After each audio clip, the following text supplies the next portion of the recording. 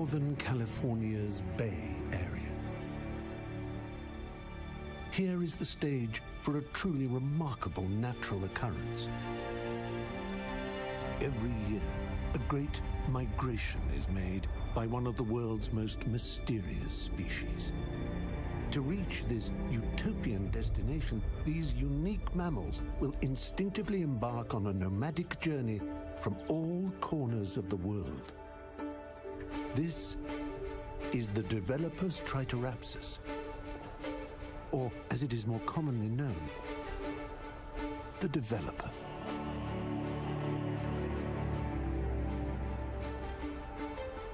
11.5 months of hibernation has taken its toll, and the sun is harsh as these nocturnal cave-dwelling creatures must greet daylight.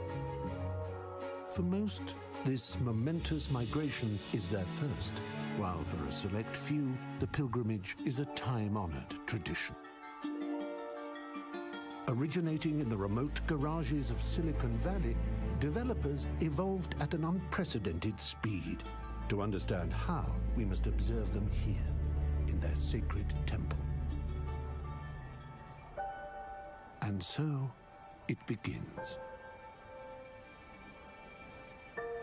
As developers congregate at the event, access to the herd can be hard to come by. For some, blending in is easier said than done. To distinguish themselves, developers identify each other through decorative tribal symbols. These extraordinary plumages are designed to entice and attract. Here, a pack of rogue younglings at play. The safety of numbers allows them to... Oh, wait a moment. They have now entrapped an indigenous silver-crested king developer. Although tempting, one may look at, but not touch, the mane. The feeding frenzy at the great gathering. Moving in like a pack of famished piranhas, this frugal breed will spare no morsel. Those who can pull rank on prime cuts. The event culminates in what is known as the keynote. As the doors open, a behavioral anomaly can be found. Developers running at full speed, battling to secure a coveted front row seat. Following the ceremony, the latest beta software is unleashed. Its nature at its cruelest. Only the strongest apps will survive. The many languages of the developer are a mystery to modern science. Just look at these letters, symbols, formulas, and mumbled jargon. Only these enlightened shamans can decode their true meaning. The creative bonds formed during the Great Migration will enable these geniuses to unlock our future world. The developer is, no doubt, a species scientists will continue to study for millennia.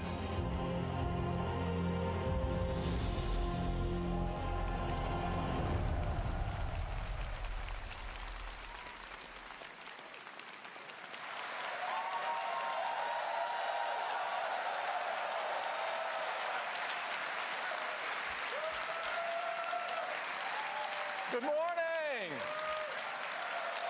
Good morning. I hear the student developers. Good morning and welcome to WWDC 2018. It is great to be back in San Jose with everyone. We have developers here from all over the world this morning, from 77 countries. That's more than ever before.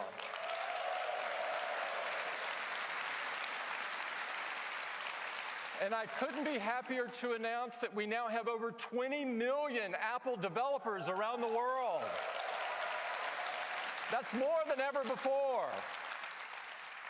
We've got 6,000 folks in the hall this morning. Welcome.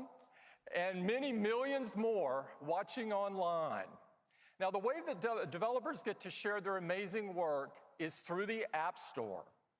Your creativity and hard work have made the App Store the best place to get the very best apps. Next month, the App Store turns 10.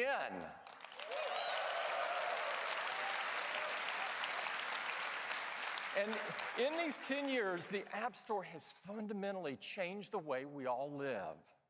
It's enabled countless new companies, created tens of millions of jobs, spawned entirely new industries, and it has forever changed our lives. The App Store is the world's largest app marketplace, and we now welcome over 500 million weekly visitors. This is mind-blowing.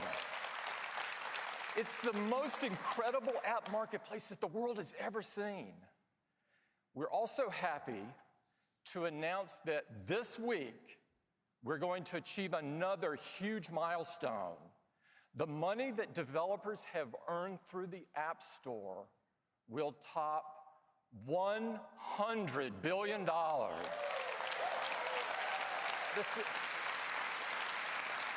This is beyond remarkable.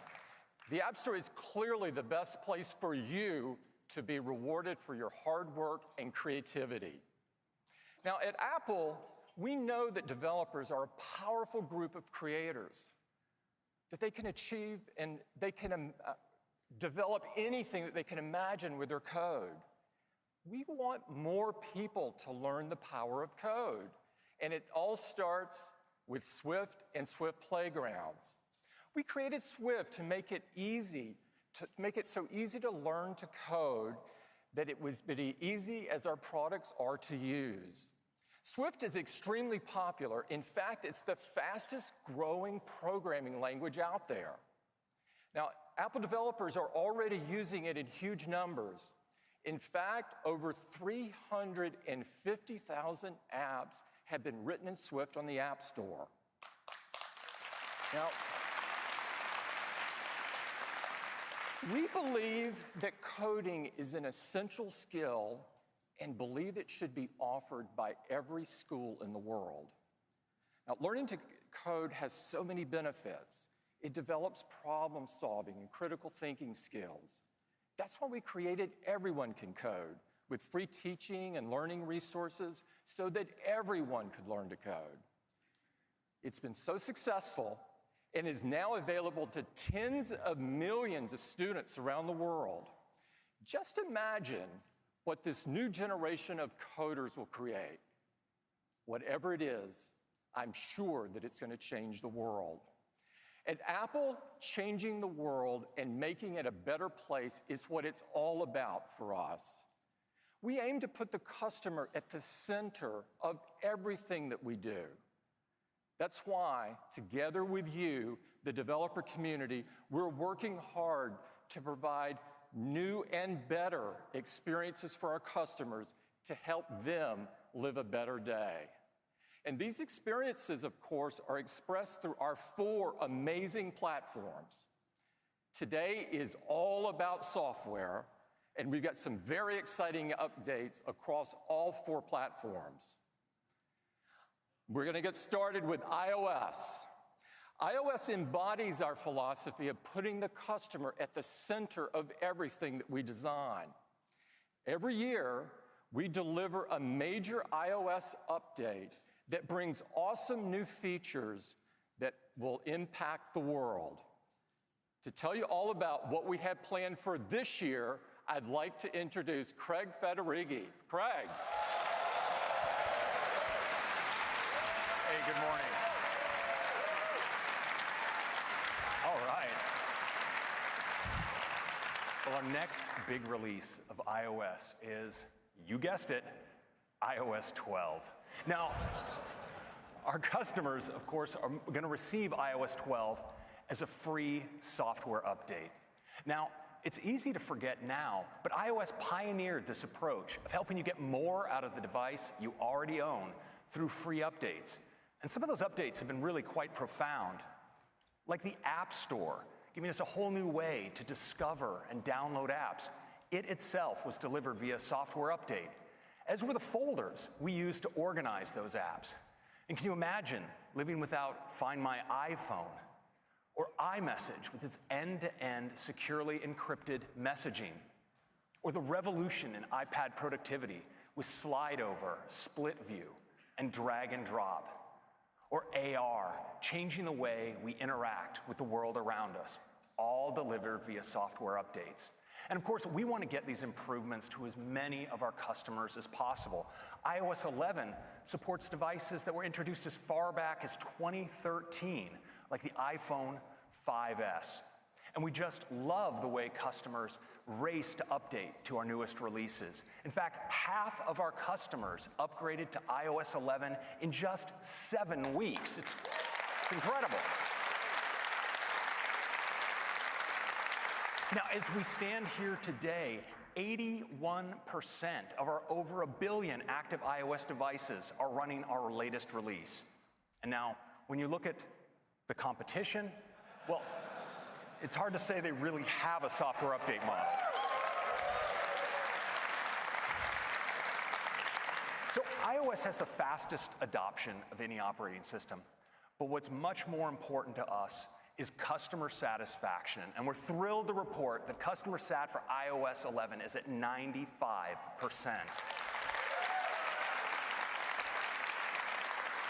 Now, delivering all of these features across such a wide range of devices while maintaining high performance is a challenge we take really seriously. And so for iOS 12, we are doubling down on performance.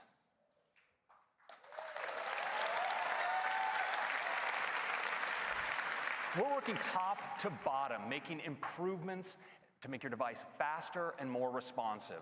And because we want these changes to be available to the full range of our customers, iOS 12 will be available on all the same devices as iOS 11. This is the largest base ever supported by an Apple release. And we're focusing our efforts especially on the oldest devices. And while it's still early days, we're really pleased with some of the results we're seeing. And so I'd like to share some with you. And I'm going to use an example of a popular phone from a few years ago. This is the iPhone 6 Plus. Now on that device, iOS 12 delivers a number of improvements across common operations. You'll see that apps launch up to 40% faster. The keyboard can come up to 50% faster, and you can slide to take a photo at up to 70% faster.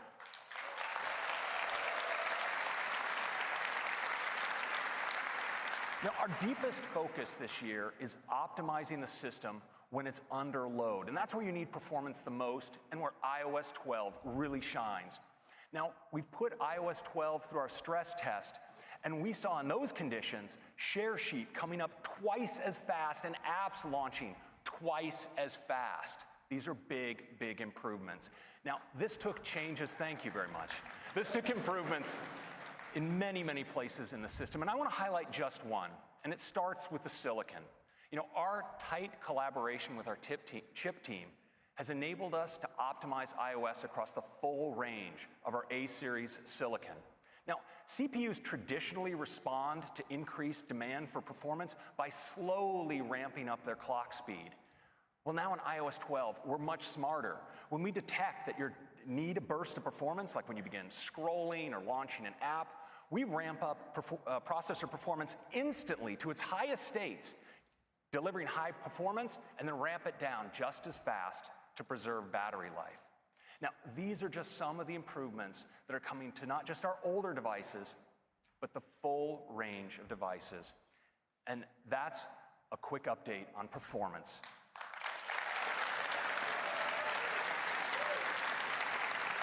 Now, if this is all we've done in iOS 12, I think it would be a great release. But we've done more, much more. And we have a lot to cover today, and it starts with augmented reality. You know, yeah. Now, AR is transformational technology. By bringing experiences into the real world, it enables all kinds of new experiences, changing the way we have fun and the way we work. And in iOS 12, we've wanted to make an easy way to experience AR across the system. And to do that, we got together with some of the greatest minds in 3D at Pixar. And together, we created a new file format for AR. It's called USDZ. And it's a compact single file format that's optimized for sharing while retaining great 3D graphics and even animations. Now, you can use USDZ across the system, from the Files app to Safari, to even sharing them over messages and mail. And what's great is you can place these 3D objects into the real world. It's something that's like AR Quick Look. It's really awesome. Now, we want all kinds of creatives to be able to create content for AR. And so we're working with the leading companies for 3D tools and 3D libraries to bring their support for USDZ. Now, one company that's been all in on USDZ and ARKit is Adobe. And to tell you about what they're up to, I'd like to invite Abe Parasnis, their CTO, to the stage. Abe.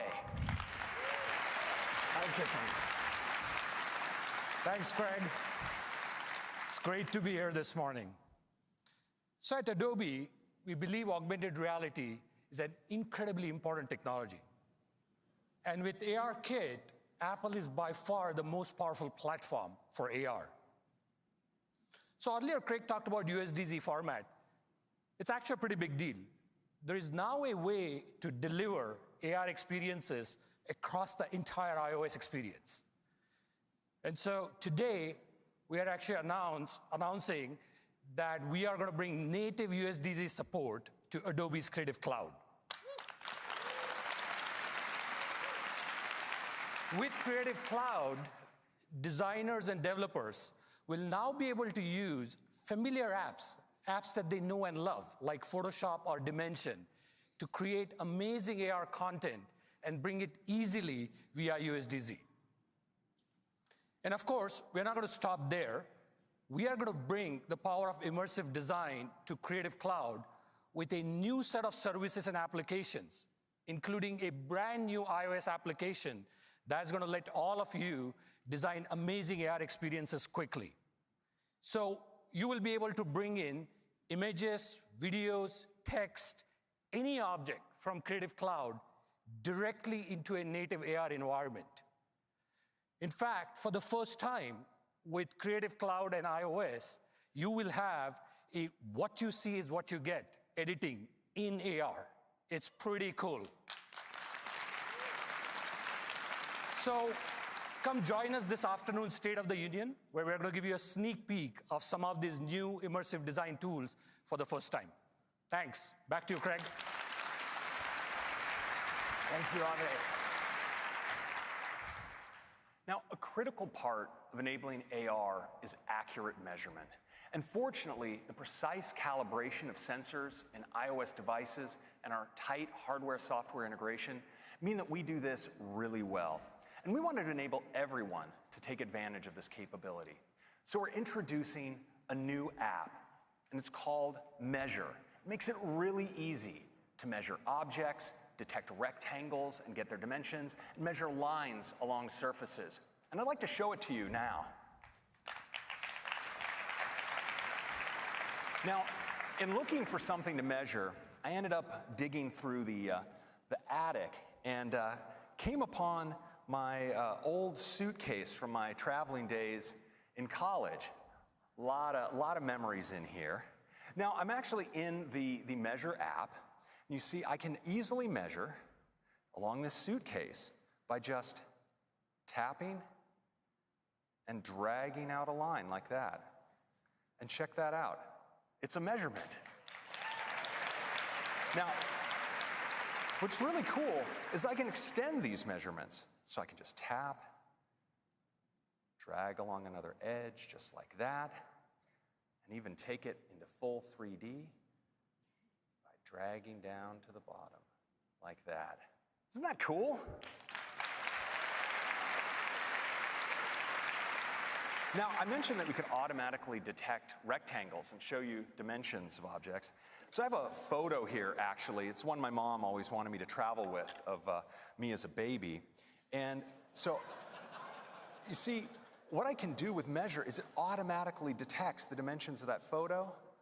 I can just tap and get, oh yeah, cute little baby, wasn't I? And you can get measurements just like that. It's really fantastic. Now, I'd like to turn now to USDZ and its support throughout the system. You know, you can experience USDZ in so many places, and one of those places is news. Now, here's an article, and we're all accustomed to seeing images in news articles, but check this out.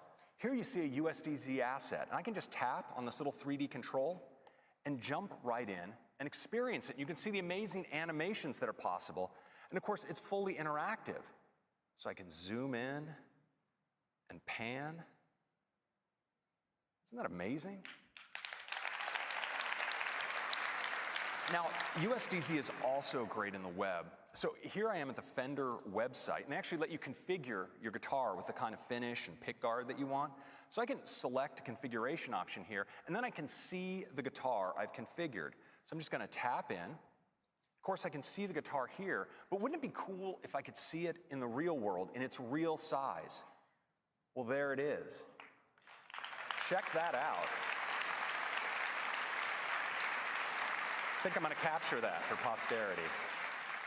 And that's a quick look at USDZ and Measure in iOS 12.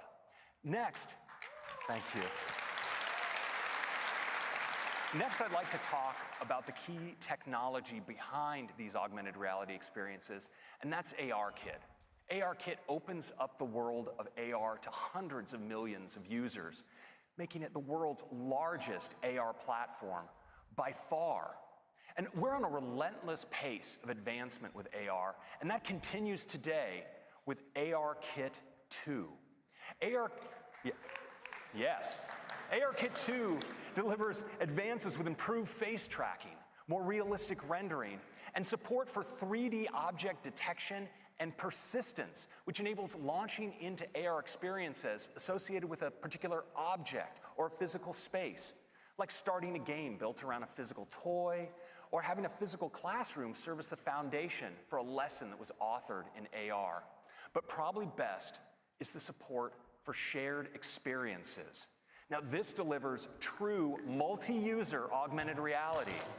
You and the people around you will be able to see your own perspective on a common virtual environment. And to help all you developers get started, we created this sample app written in Swift that you'll all be getting today.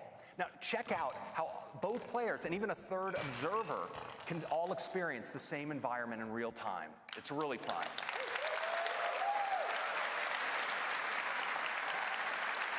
Now, we've also brought in a select few developers into our labs over the last couple weeks to work with ARKit, and they love it.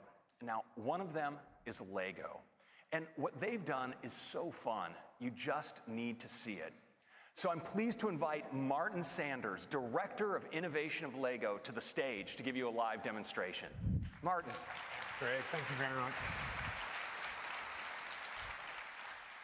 Creating and playing with physical Lego sets brings great joy to millions of children and Lego fans all over the world.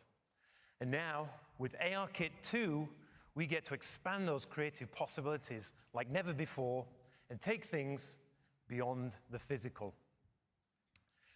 What we try to do is combine physical and digital together to really open up those creative play possibilities. Because our Lego sets are really the start point for all of those children's imaginations. And when we get a chance to really embed ARKit 2, it takes it to the next level. Let me show you what I mean. Here we have Assembly Square. It's one of our Lego creator sets. And already it has so many great details, it's awesome to play with. But wouldn't it be great if we could take things even further? Well now, with 3D object detection, we get to recognize our models and bring them to life.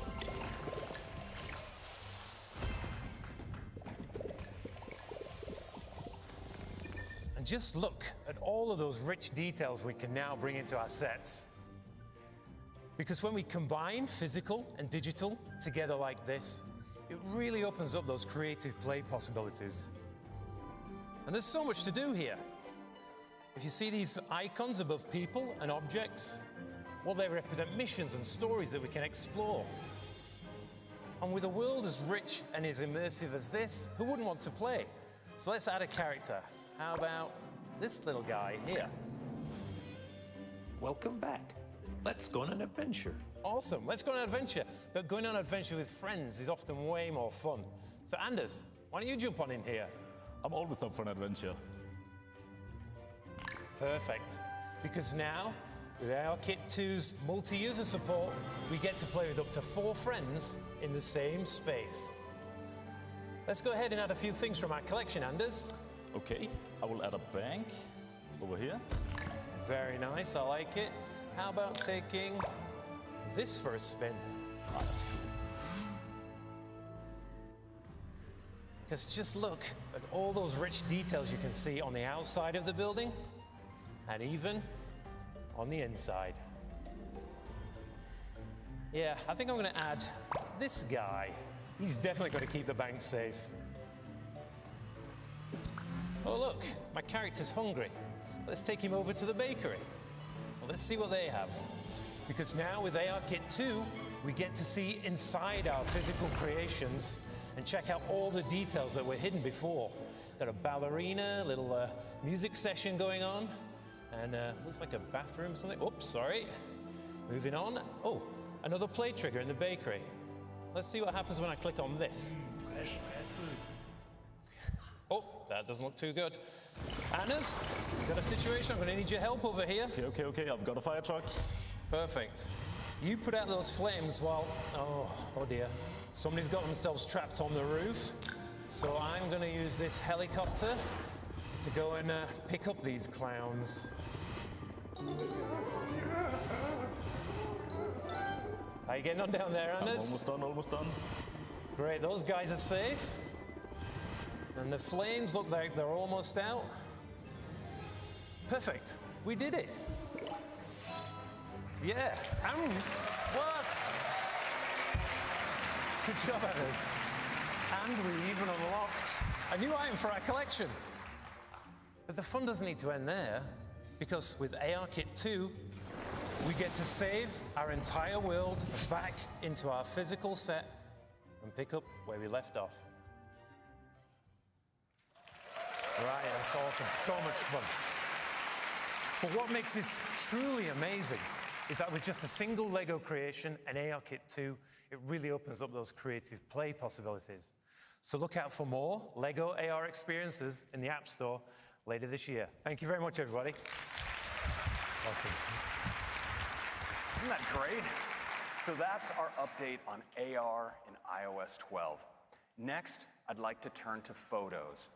You know, over 1 trillion photos are captured on iPhone each year.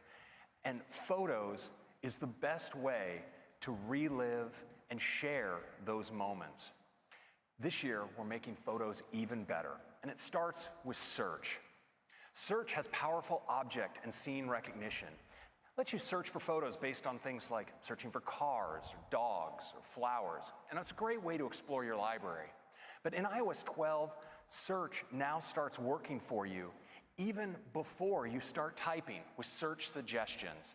It'll highlight things for you like key moments and people that are important to you, places where you've taken some great photos, and even categories of photos like hiking and water sports.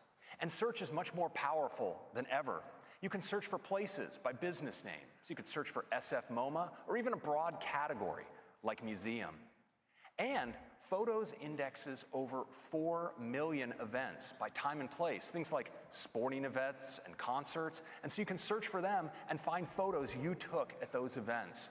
And search is super powerful. You can now search for multiple search terms, like surfing and vacation, and even get suggestions for additional search terms to help you find exactly what you're looking for. And now in iOS 12, we have an all-new tab. It's called For You. And with For You, you have all of your memories, those great memory movies, but more, like featured photos, highlighting a photo that you took on this day in past years.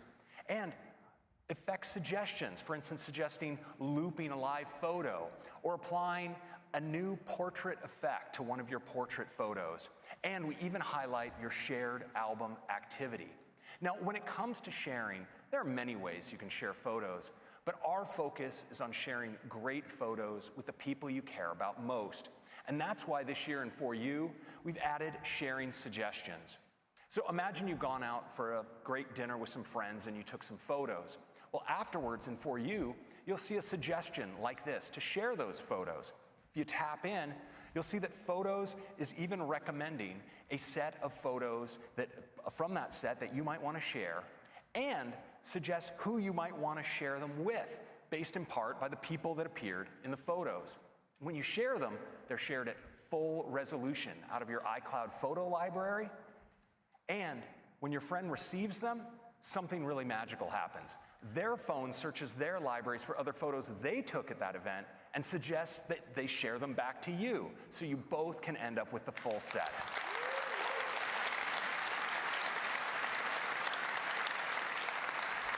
Now, this is built around iMessage, so of course it's private using end-to-end encryption, and all of those smarts are done with on-device machine learning. So that's your quick update on Photos in iOS 12. And next, let's turn to Siri. Now, Siri is by far the world's most used digital assistant, with over 10 billion requests processed per month. And because Siri works across all your devices, it's always there to help you through your day getting things done. Now, we all know that Siri works with many third-party apps for things like messaging, ride-sharing, and payments. But we wanted to make Siri able to do much more for you.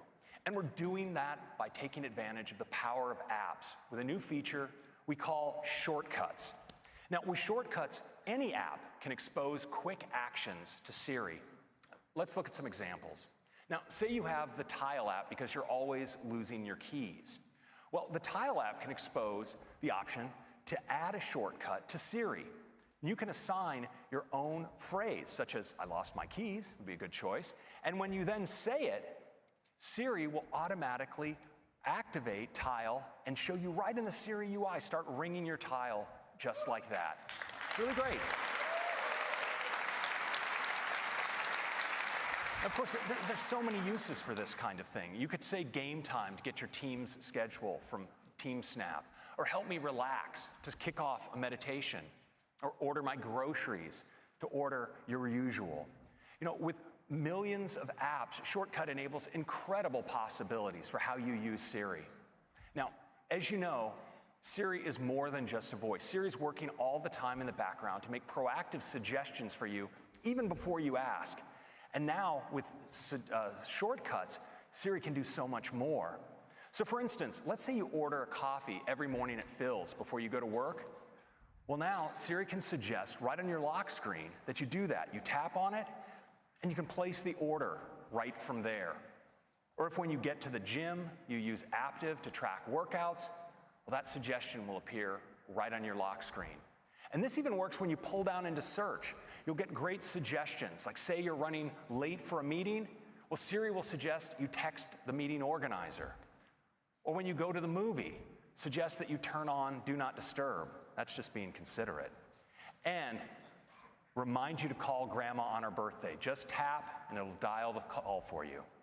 Now, we think we're all going to really enjoy using shortcuts. And so we went a step further. We wanted to let you create your own shortcuts as users of multiple steps across multiple applications. And we're doing it with a new Shortcuts app. So with the Shortcuts app, you could do something like create a shortcut for surf time. And it could go get you the surf report, look up the current weather, get you the ETA to the beach, and even create a reminder for you to put on sunscreen when you get there. Now, it's all done with simple drag and drop steps in the Shortcuts editor right here. It's really easy. Now, to show you how shortcuts can streamline your day, I'd like to invite one of our leaders from our Siri Shortcuts project, Kim Beverett, to the stage to give you a live demo. Kim.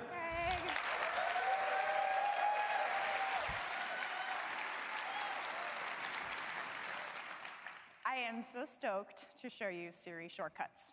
To do that, I'm going to walk you through my day. So imagine it's the morning, I'm headed to work, and I pick up my phone, and I see this suggestion from Phil's Coffee. Siri has learned that I do this most mornings, so now I can just tap on the suggestion, and I see all the details I need to confirm my perfect mint mojito right here on the lock screen without even going into the app. So let's get caffeinated, and I'm done. Fast forward a little bit, and I'm sitting at my desk at my office, and I need to know when my next meeting is. I'll go to the Up Next widget, and it looks like I am running a little late for a rather important meeting, so I should probably let someone know. And it looks like Shortcuts is a few steps ahead of me. I could call into the meeting, or I could let the organizer know that I'm running late. I should probably tell Ari what's up. That looks like just what I want to say. Sorry, Ari, let's send it. Perfect. I also want to show you how you can add a shortcut to Siri. So let's take a look at Kayak. I keep all of my travel details in Kayak. Most important is my post-WWDC relaxation trip to Los Angeles. You can see I've got my flight, my hotel, all the details, everything I need, but what I really want is to be able to use this and get to this information with my voice while I'm on the go. So let's head back, and I can just tap Add to Siri, record my custom phrase, travel plans. And I am done. So now, when I land at the airport and I'm about to get in the cab and I could really use that hotel address, I can just say, travel plans. Kayak says, your hotel is at 929 South Broadway. You can check in after 3 p.m. Isn't that cool? It's pretty cool.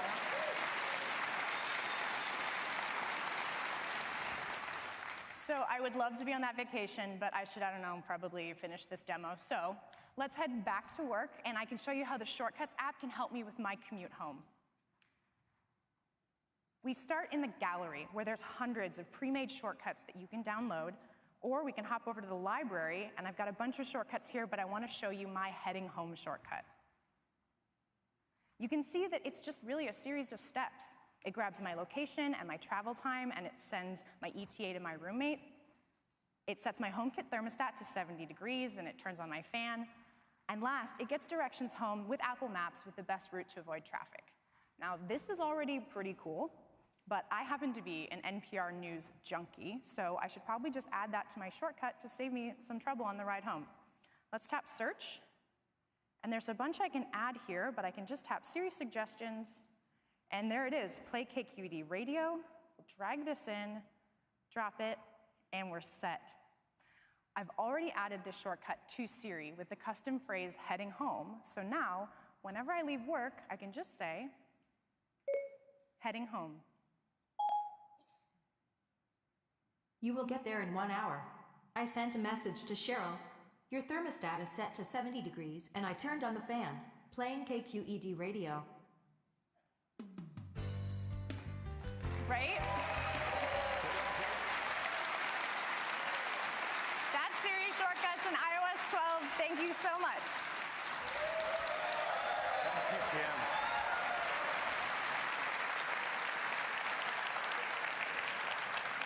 And that's Siri Shortcuts. It works on iPhone and iPad, and of course you can run your shortcuts from your HomePod and your Apple Watch. That's your quick update on Siri. Next, let's talk about apps. And to tell you about the latest, I'm going to hand it off to Susan. Susan. Hello. Thanks, Craig, and it is so great to be here. I'm excited to tell you about some great updates in some of our most popular apps, starting with one of my favorites, News. So, News is a personalized feed where you can see all the stories you want to read pulled together from trusted sources. And our top stories are handpicked by the Apple News editorial team to make a great collection of curated content. With our new Browse tab, you can discover new channels and topics, and we've made it even easier to jump to your favorites, because that's why they're your favorites, right? News shines on the iPad. We've added a new sidebar, and it's a great way to navigate. It makes it easy, and I think fun, to dig into the areas you're most interested in. So that's News. Now, we've completely rebuilt the Stocks app, and it's got a beautiful new design. Of course, you can still see the stock prices and the changes at a glance, but we've added spark lines, those little charts, that show the stock performance throughout the day. And that's cool, but are you ready? We are so excited to announce we're bringing Apple News to Stocks. I'm really excited about that. And the top stories in Stocks features business news, right? Curated by the Apple News editors. It's pretty terrific. You can tap on any stock to get a more detailed view, so you can see an interactive chart that now includes after-hours pricing.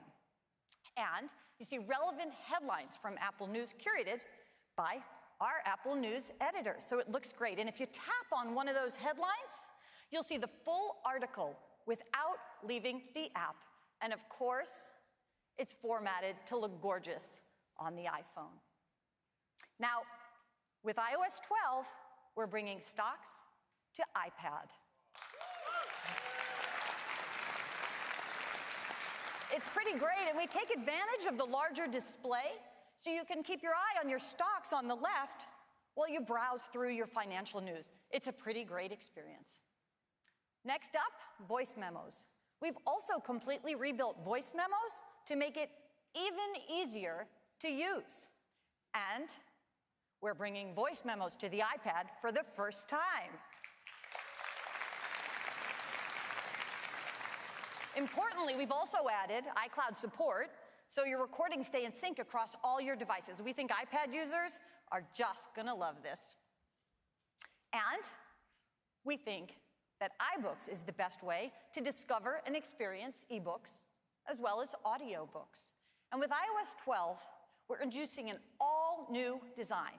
And we think the update is so great, we're calling it Apple Books, a new name. Very dramatic. We dropped the I.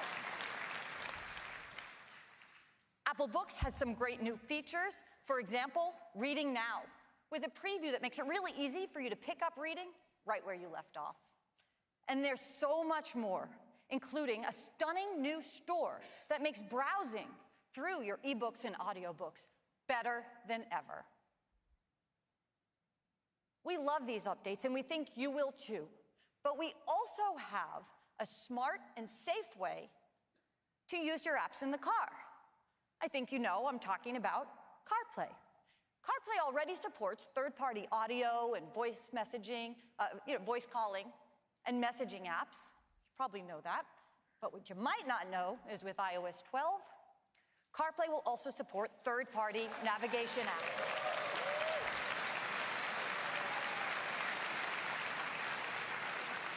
So now you have even more choices when you use CarPlay.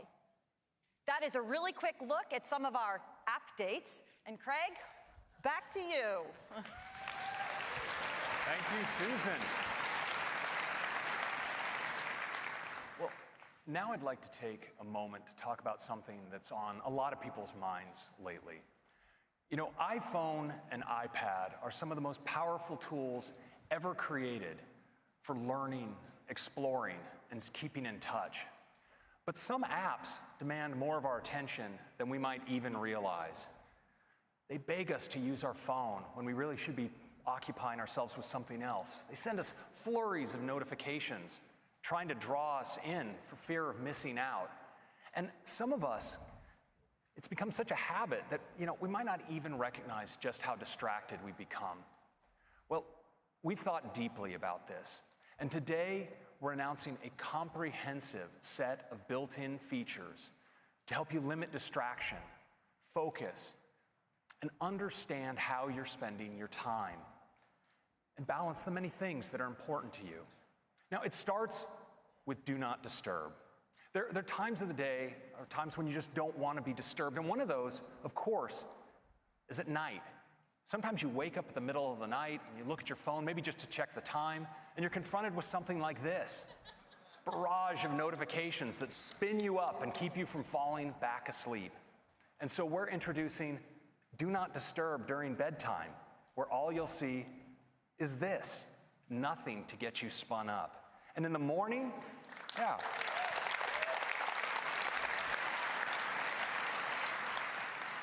In the morning, when you wake up, you're gently eased into your day. You can tap when you want to start confronting those notifications. Now, we've all found ourselves in situations like this. Now, rest assured, he stuck the landing on this one. But now, Do Not Disturb can help. And we made it easier than ever to use Do Not Disturb, because now we have a great new mode where when you press into Do Not Disturb in Control Center, you can set an ending time for Do Not Disturb for when you leave a particular location or when an event ends on your calendar. So I think we're all going to be using Do Not Disturb a bunch more. Now, next I want to talk about notifications. Now, notifications help keep us informed and connected to important things that happen throughout the day. And we'd like to give you more control over how many notifications you receive. And so we're enabling what we call instant tuning for notifications right from the lock screen. You can press in to a notification, and from there you can decide to send future notifications from that app directly to Notification Center, bypassing your lock screen, or turn them off altogether. And Siri will even help by suggesting that you turn off notifications for apps that you're no longer using. Now, we also wanted to give you help managing large numbers of notifications. So I'm thrilled to announce that we're bringing to iOS support for grouped notifications.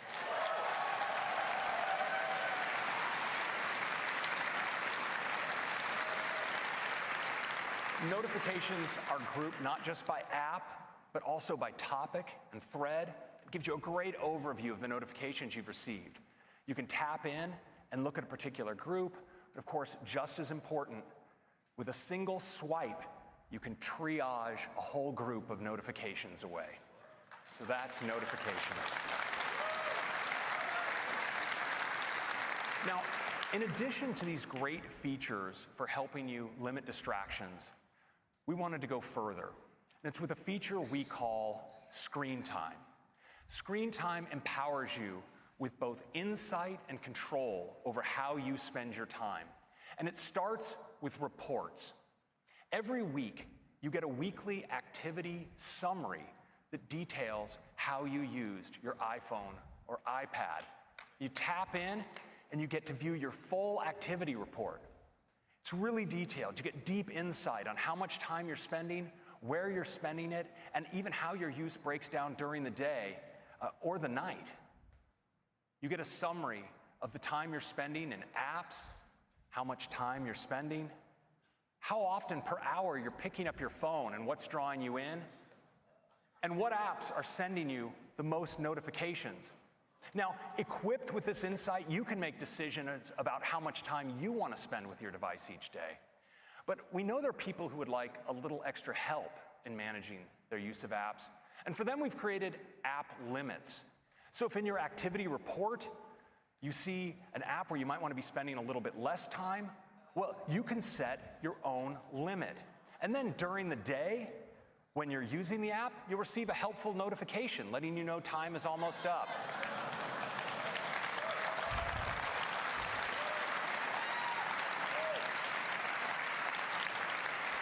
And once you've reached your limit, instead of the app, you'll see this.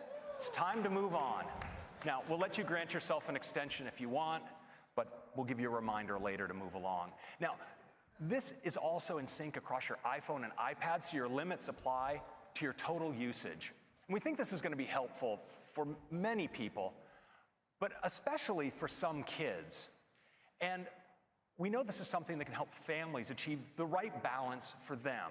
And of course, it starts with providing your kids with great information so they get an activity report of their own. But as a parent, you get one as well on your device. And based on what you see, you have the option of creating allowances. And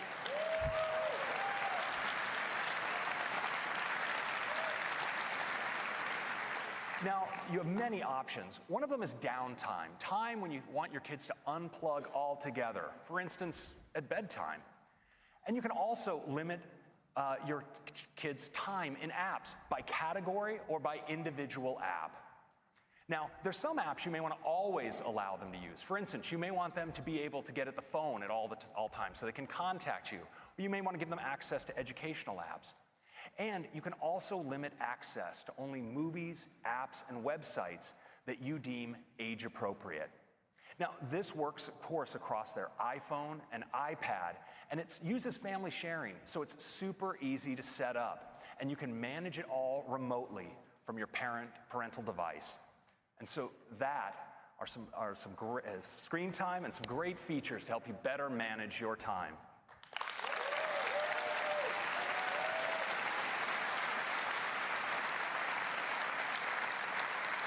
Now, next, I'd like to talk about one of the most important uses of our devices, and that's communication. And we'll start with messages. Messages has given us fun ways to express ourselves with emoji and now Animoji. And one of the things that make Animoji so fun is how expressive they are. You know, from smiles to frowns to nods of the head and blinking of the eye. Animoji do such an amazing job tracking our expressions. And this year, we're taking Animoji to a whole new level with a breakthrough new technology we call tongue detection. That's right. Now you can make your favorite Animoji do this. We're all going to be sticking out our tongues to our phones in the near future. Now, we're also introducing some great new Animoji that I think you're all going to love, like ghost, koala, tiger, and T-Rex. But we wanted to take Animoji even further by making them even more personal. So I'm thrilled today to announce the arrival of the era of Memoji. That's right. With Memoji, you can create your very own personalized Animoji.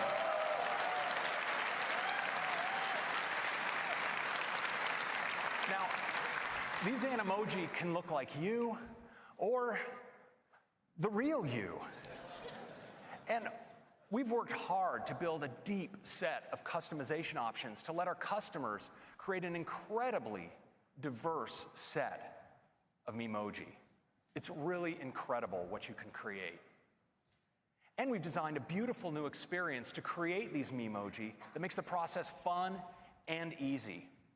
Now, to tell you more about it, I'd like to invite one of the managers of our messages and Animoji features, Kelsey Peterson, to give you a live demo. Kelsey. Good morning.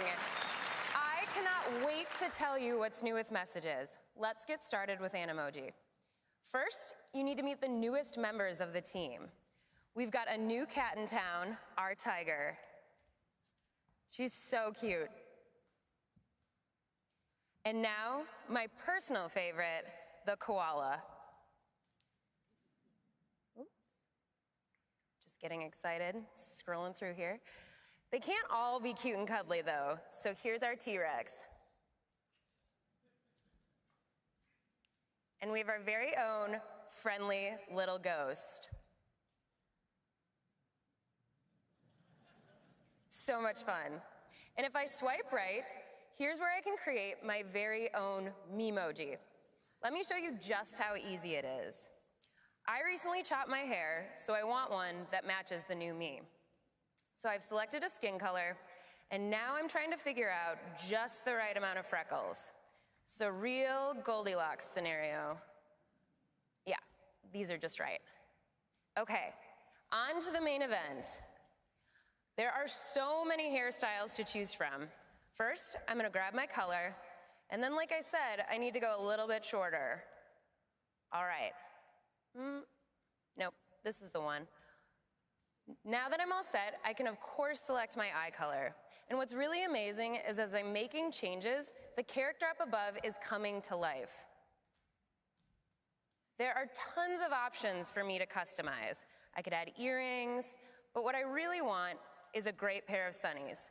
So I'm gonna come over to eyewear and pick out some frames. Maybe not for today. I think I need 2 lenses. These are the ones. Now that I have frames, I'm going to tint my lenses to make a great pair of sunglasses.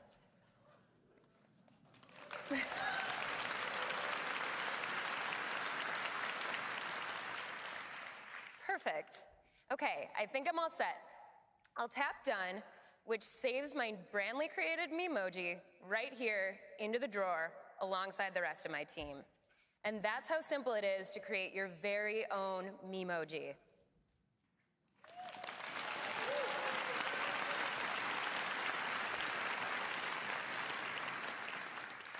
Now I have a brand new feature to introduce you to. This wasn't even in Craig's slides. We are bringing fun effects into the messages camera. Let's take a look. I have a message here from my partner. It looks like he's informing me that he's bought our dog, Ferdinand, yet another tiny dog hat. This isn't even the first. I think this is the perfect opportunity for a response with this new fun camera. So I'll tap to pull up the camera, and then I can see this little star over here on the left. Tapping on that gives me a strip with all sorts of new effects. So I could add things like shapes or text. But let's check out these filters. Ooh, so this is comic book. It's really fun, but for a response about a tiny dog hat, I think I'm gonna go in a different artistic direction. So what I really need to do is add a sticker from one of my favorite sticker packs. Ferdy looked really excited about that new dog hat, so I'm gonna put him right here. And now we have an all-new way for you to use Animoji. I can apply my favorite Animoji right here, live.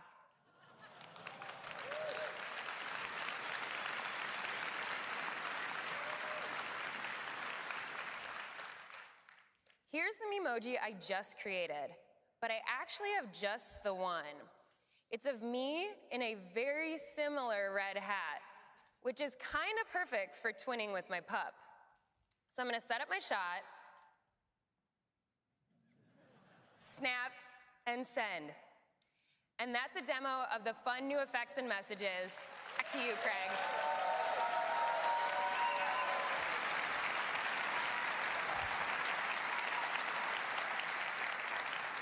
So that's Memoji and some fun new effects in the camera and messages. Next, let's talk about FaceTime. Yeah. FaceTime is the way that so many of us connect with the people in our lives and share some of our most important moments. And it's helped us deepen our connection with people important to us wherever they are. And of course, it's a fun place just to hang out. Now, this year, FaceTime is going to take a big leap forward, because today we're introducing Group FaceTime.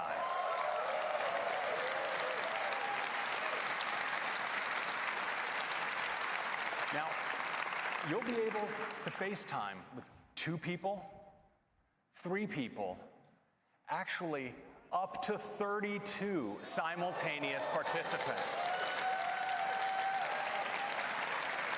Now, setting up a group call couldn't be easier.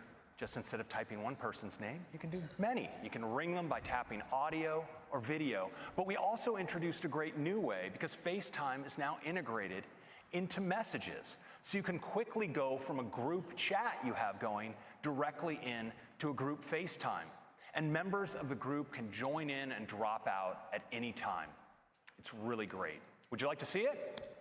Well, let's do a demo. Well, I think for our first live demo of group FaceTime, I'm going to contact the folks back in Cupertino. Now I can just dive into this conversation I have going with the members of the FaceTime team.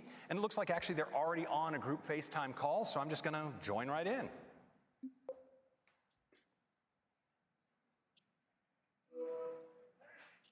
Hey, everybody.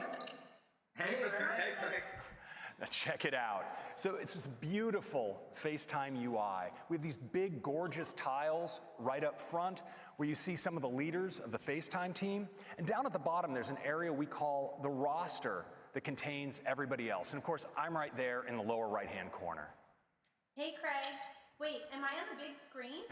Yes, Lauren, this is not a test. You're in front of 6,000 of your biggest new fans.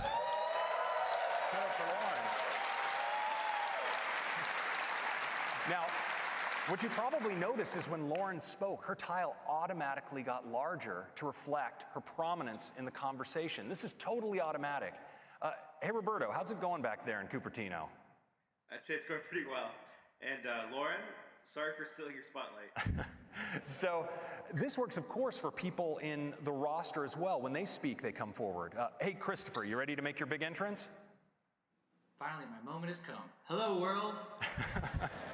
Now, well done. Now, you can control this too. So if I want to bring Woody front and center, I just double tap. There he is. Now, Woody, your baby is performing admirably here. Thanks, Craig. It's exciting to finally be able to share group FaceTime with everyone. It sure is. Now, we have not only all of this, but we've also brought the fun effects to the FaceTime camera. I can just tap in and I have access to an emoji, filters, and all of my sticker packs. And everyone else on the call can apply them too. Wow, now this is the future. Hey, Craig, check this out. I'm a comic book koala, something I've always wanted to be. I'm glad you've finally been able to express that side of yourself, Roberto. Hey, Tim, is that you? Yeah, it's me. I signed up to help test FaceTime. All right. Well, thank you, Tim. Every little bit counts. Happy to help, and thanks to everyone on the FaceTime team for making it a reality. I can't wait to start using it every Sunday night to call the leadership team. Looking forward to that, Tim. Of course, what I'm really looking forward to is getting group FaceTime to everyone on iOS 12. Thanks, guys, for a fantastic call. We'll see you back in Cupertino. Bye, Greg.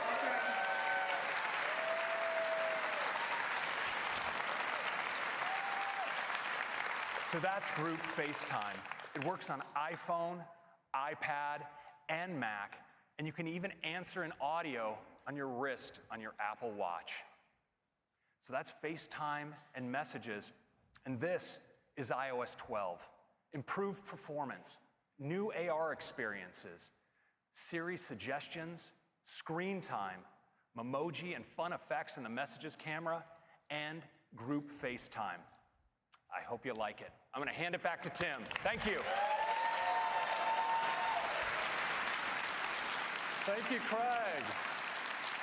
iOS 12 looks fantastic, and we can't wait for everyone to get their hands on it. Next up, we'd like to talk about the Apple Watch. Yeah. When we began development of the watch many years ago, we had a vision for just how impactful and essential it could become in our lives. So we worked very hard to create something that you would love and want to wear all the time. And customers do love it. In fact, Apple Watch is #1 in customer satisfaction. And not just this year, but every single year since we launched in 2015. And growth has been off the charts. Apple Watch grew 60% last year. We're constantly hearing from customers about the many ways that the Apple Watch has changed their lives. And I'd like to share just one of them with you this morning. Mary Dobjan was boating with her husband, John, when due to a medical condition, all of John's muscles went completely limp, and he fell into the ice-cold water. With her arms wrapped around John to keep him from drowning, Mary could not reach her phone to call for help. But with her Apple Watch, she was able to call Siri, or to use Siri to call 911. Rescuers soon arrived and saved John's life.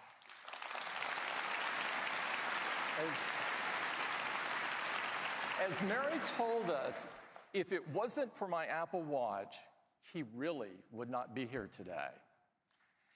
This is just one of the many stories that we've heard about how Apple Watch is impacting people's lives. They range from getting people to be more active, to helping users live a healthier life, or even to alerting users to an elevated heart rate. Apple Watch brings such amazing capabilities right to the wrist. And of course, at the heart of this is watchOS. We're excited to introduce watchOS 5 today, which brings even more ways for you to stay active and connected. And I'd like to hand it off to Kevin Lynch to tell you all about it. Kevin?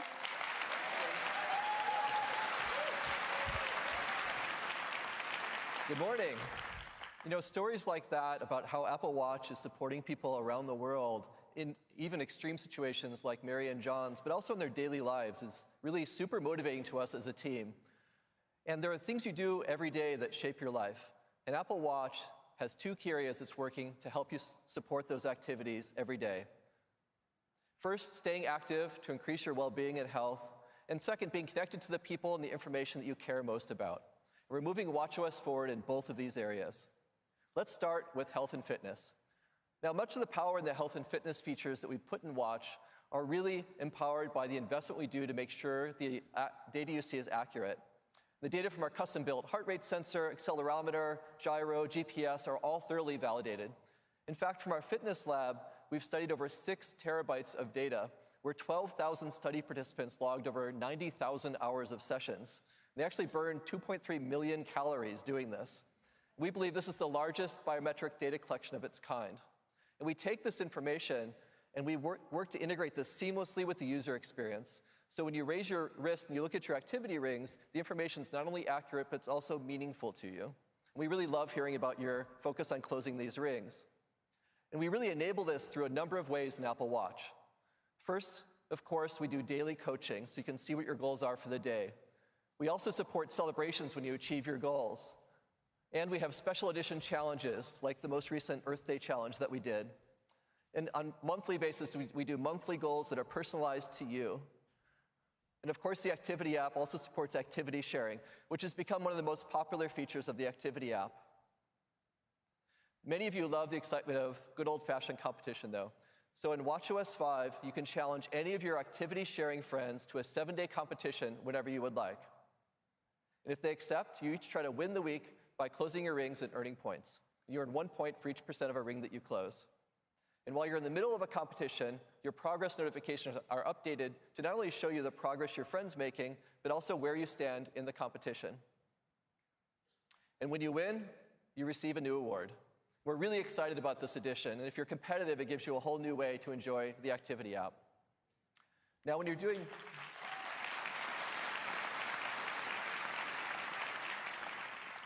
do want to go do a workout, there's a lot of workout types you can choose from.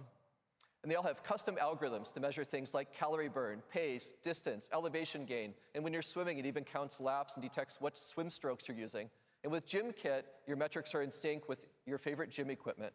And we're really excited to bring more enhancements to workouts in watchOS 5, starting with a new workout type for yoga. Now, this works primarily from your heart rate. And we calibrate this to your fitness level through the rest of your day. So now you can more accurately track those yoga sessions, including those intense vinyasa sessions. Now, we've also added a new workout type for hiking. This takes into account pace and heart rate and elevation gain, so you can more accurately get exercise credit while you're hiking in steep terrain or really long stages. And Apple Watch has become a really great running companion, especially now that we've added GPS and cellular and music streaming. We're making this an even better experience now for training runs and races. In addition to current and average pace, you now have the option to keep track of your rolling mile pace, which is how fast you ran the immediately preceding mile. You can also now set a custom pace alert, so your Apple Watch will tap you when you're above or below the pace that you've set. And finally, runners will now get cadence, so you can see your current steps per minute. We're really excited for runners to try these out.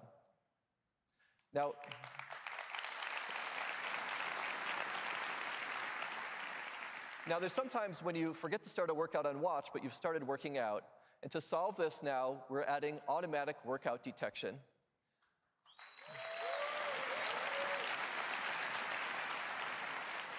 So your Apple Watch will now offer to start tracking a workout if it senses that you're beginning one. And even if you press start sometime after you began working out, you'll get retroactive credit for the workouts that you did.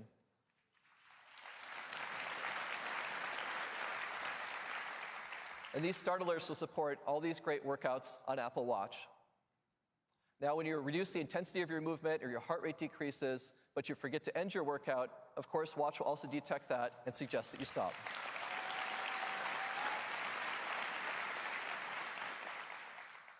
So all these new features, activity competitions, the new yoga and hiking workout, new features for runners and automatic workout detection are all enabling you to more accurately track your workouts and stay motivated while you do. Now let's talk about being connected.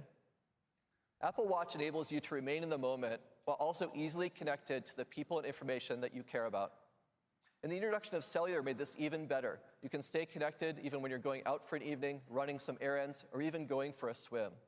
Or stay in touch when your phone might not be easily available to you. And staying connected with people you love is something that our customers love about Apple Watch. You can easily make or receive a phone call, and you can hear the emotion and tone on the other end of the voice as you talk in real time.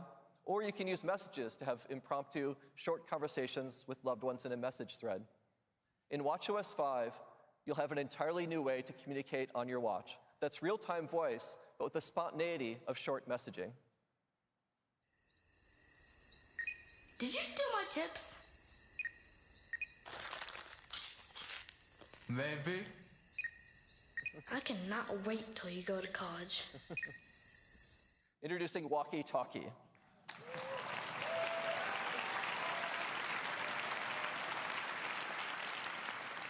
This is a new app on Apple Watch. It's a fun, easy way to talk with friends and family. Let's take a look at how it works. First, you choose who you'd like to enable Walkie-Talkie with, and it suggests some people that you often communicate with, so you can easily add them. Now, the first time that you do this, your friend will receive a one-time request to allow a Walkie-Talkie connection with you. If they accept, then you can speak to each other with Walkie-Talkie whenever you like. And to do this, you just press to talk, and then your friend can hear your voice just like a Walkie-Talkie. And they're going to feel a haptic and hear a beep beep sound right before your voice comes out. And this new watch-to-watch connection works over cellular or Wi-Fi. It has really high audio quality, and it's a lot of fun. We can't wait for you to try this out. That's Walkie-Talkie.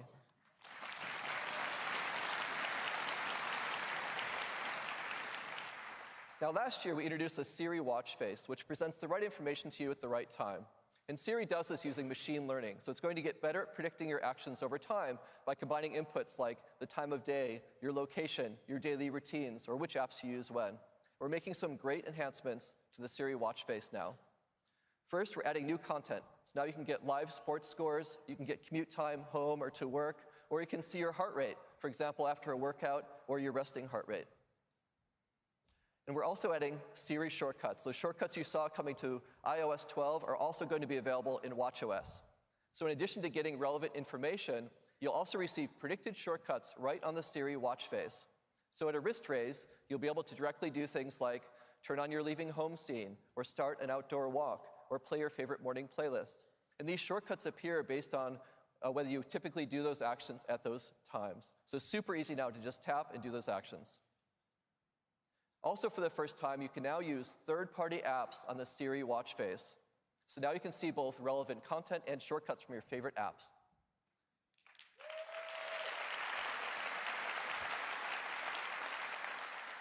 So if you always go running with Nike Plus Run Club at a certain time, or you're logging your meals with Lose It, or you use Citymapper to find your commute home, you just raise your wrist and tap. It's that easy. So new content, support for shortcuts, and third-party apps making for an even more powerful Siri watch face. Now, currently, to talk to Siri, you raise your wrist and you say, "Hey, Siri." And when you think about this, it's quite a strong signal when you raise your wrist and talk to your watch. It's kind of like when someone's standing right in front of you. You don't need to say, "Hey," because you have their attention already. So we're bringing this same social cue to Siri on the watch. So you no longer need to say, "Hey, Siri." You just raise your wrist and talk to Siri.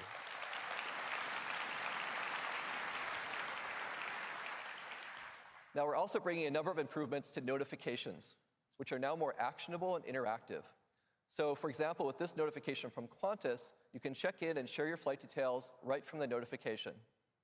After you finish a ride with Didi, you can scroll down, you can rate your ride and pay with Apple Pay right there in the notification.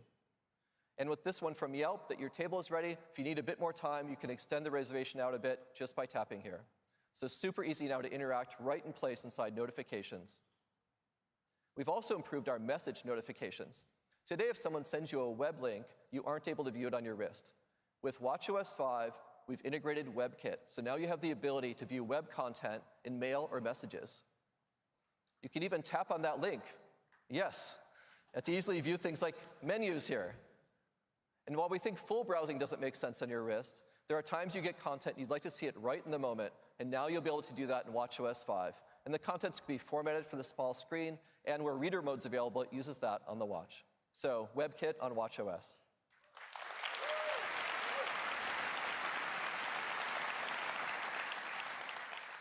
Now with watchOS 4, we introduced an entirely new way to listen to music while you're on the go.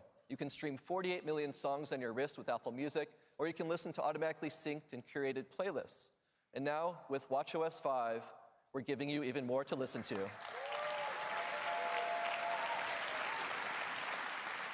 That's right, the Apple Podcast app is coming to Apple Watch. Upcoming episodes from subscribed podcasts will be automatically synced to your watch, so you can get them right there. Or you can just ask Siri to stream a podcast for you, and it'll start playing. And playback resumes across all your devices, so you can continue just where you left off. So that's podcasts. Now, those are the great new features coming in watchOS 5 to stay connected with people and information that you care most about. Interactive notifications, web content, new content and shortcuts in the Siri face, podcasts, and of course, walkie-talkie. Now, we'd like to show you this stuff live in action, and we thought we'd increase the challenge a bit in our live demo here today to keep it interesting. So Jules, who helps lead our fitness experiences, is actually going to do the demo while biking.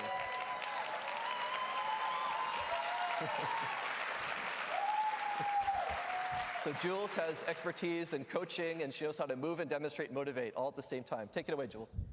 Thank you, Kevin. I've got some great stuff to show you that I think you're really going to love. And bonus is I get to work on closing my rings while I do it. So first, I'm super excited to show you how easy it is to start a workout with GymKit. I just tap to connect and accept on the watch. And now I can control and start the workout right here from the console on the bike. All of my data between the watch and the bike is in sync, and all of my workout metrics are accurate. Now, I wouldn't typically be trying to demo things for you and sneak in a workout at the same time, but I want to show you activity competitions. And to do that, I need to keep moving. This morning, I got this notification, and it says, your competition with Jay is down to the last day, and it's a close one. Have you got what it takes to win? Have I got what it takes? You bet I do. But if I scroll down, I can see that Jay has moved ahead of me by a couple of points, and that's not okay because this thing ends tonight. So I think I'm going to add a little resistance to this workout here and work to earn as many points as possible and move ahead of Jay by the time this demo's done. I can simply tap here and send him a little smack talk to let him know I'm coming for him. Let me show you interactive notifications because I have dinner reservations tonight that I made through Yelp. If all goes well here, I'm going to go out with my girlfriends from work to celebrate. And because we all know that Jay's going to lose this competition, maybe I should invite him along so it can be his treat. Now I can simply add to the number of guests and confirm right here in the app without ever having to open it. It's that simple. Now in watchOS 5, notifications from apps are smartly grouped together. And here are a couple messages from my friend Catherine. We're trying to get to a yoga retreat this summer, and it looks like she sent me a link. Now I can tap it here and see if she's found somewhere great for us to go. Oh yeah, this looks beautiful. I'm already in, but I could continue to scroll through the site, maybe read a little bit more about the retreat, even check the dates to make sure that they work. And I can do all that right here from my wrist.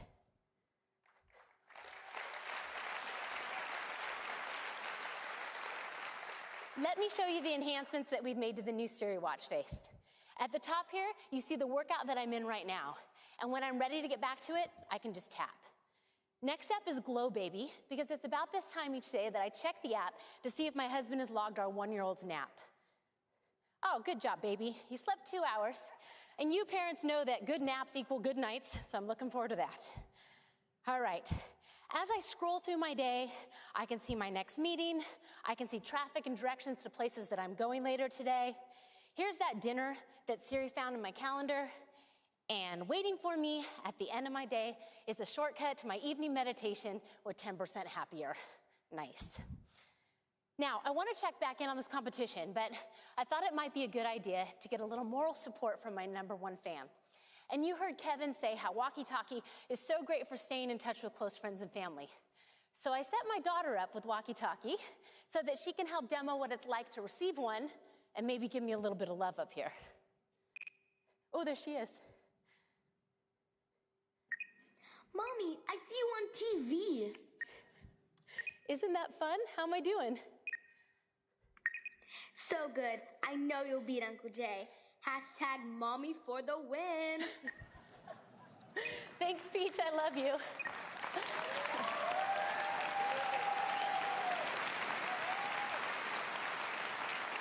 And that's how walkie-talkie works.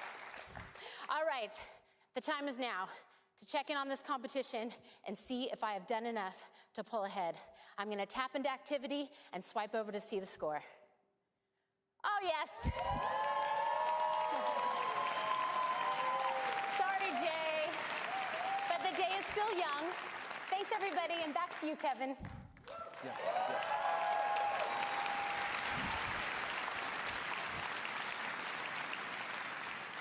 Way to go, Jules.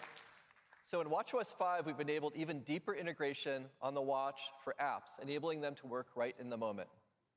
And apps can include interactive controls within notifications, so you can quickly do more without even opening an app, like extend your parking with Pay by Phone. And with shortcuts, there's also new opportunities for third-party apps to appear on Apple Watch right on the watch face. You can tap on a shortcut on the Siri face to order coffee, rent a bike, or pick up where you left off in a workout. You can even use your custom Siri commands that you created on your phone to speak on your watch. And for native apps building rich experiences, we've improved the Workout API for greater performance, and we've added the ability for third-party apps to play background audio.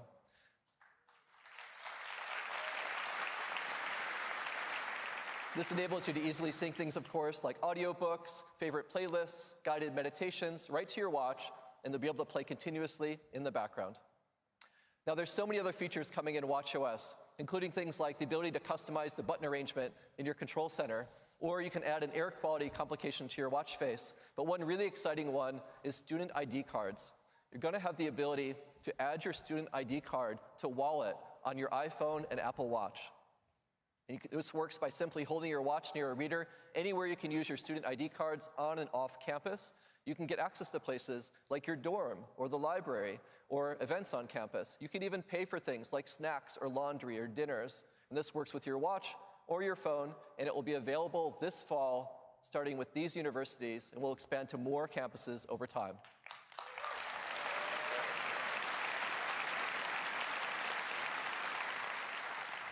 Now, this is also Pride Month, and we're really excited to introduce an all-new Pride Edition watch band.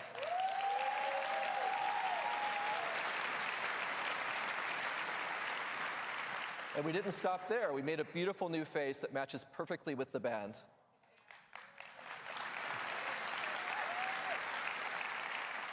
And the face and the band are available today. And if you'd like to use the new watch face, you can choose to add it from the watch face gallery starting at noon today. That's just some of what's coming in watchOS 5. Thank you very much. Back to Tim. Thanks, Kevin. Thank you, Kevin. watchOS just keeps getting better and better, and we're excited for you to try all of these great new features to help you stay more active and connected. Next up is Apple TV. Last September, we introduced Apple TV 4K, and our customers love it. Since its introduction, the Apple TV business has grown an incredible 50%. Today, we've got some great new enhancements to Apple TV 4K and tvOS, and we think you're going to love them. So I'd like to invite Apple TV lead designer Jen Foltz to the stage to tell you all about it. Jen? Thanks, Tim. Apple TV is built on an incredible platform, tvOS. And tvOS is built specifically for the living room to make it easy to enjoy your favorite TV shows, movies, apps, and games. Now, as Tim mentioned, last September, we introduced Apple TV 4K, with the goal of bringing the highest quality cinematic experience right to your home. It offers both 4K and high dynamic range, including support for HDR10 and Dolby Vision. Time said the new Apple TV is a high-fidelity powerhouse. And to ensure you can enjoy this beautiful experience with as much content as possible, iTunes offers the largest collection of 4K HDR movies. And we've upgraded your previously purchased movies to 4K HDR for free on all available titles. There are also, thank you, there are also many 4K and HDR TV shows available from popular services like Amazon Prime Video and Netflix. And we know what makes for an amazing cinematic experience is not just great picture quality, it's also incredible sound. So Apple TV 4K is bringing you the latest in audio technology. Dolby Atmos.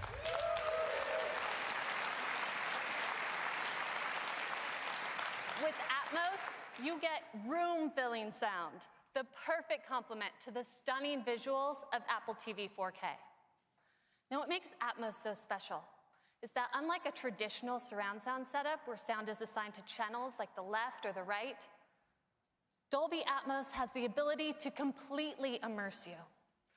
Atmos moves sound in three-dimensional space, creating an experience with powerful audio that flows all around you. It puts you right in the center of the action. All this with a home theater setup as simple as a Dolby Atmos-enabled soundbar and an Apple TV 4K. In fact, Apple TV 4K is the only streaming player to be both Dolby Vision and Dolby Atmos certified.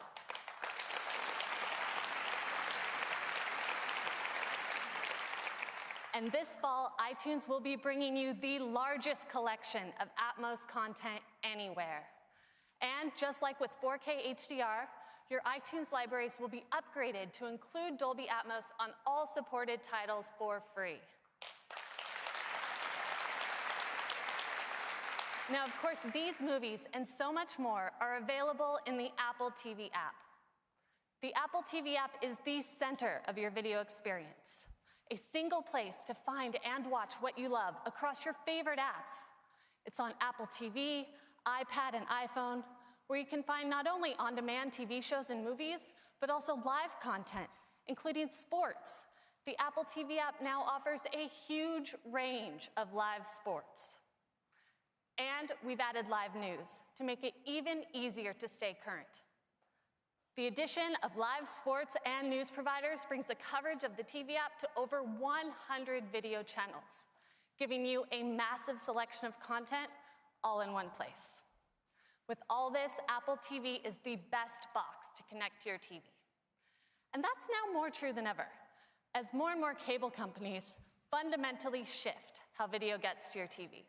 This typical cable box is becoming a thing of the past, as these companies embrace internet-based delivery. And many of them share our vision of Apple TV as the one device for live, on-demand, and cloud DVR content. And we've already started working with partners around the world to make this a reality. In France, we're working with Canal+. Almost a third of French households subscribe to Canal services, and their subscribers can now choose Apple TV to access more than 100 live channels, and some of the biggest sports, including the French Open in 4K. In Switzerland, we've partnered with Salt. Salt just launched a new TV service with more than 300 live TV channels, and it's available exclusively on Apple TV. And I'm really excited to announce that here in the US, Charter's Spectrum will be coming to Apple TV late this year.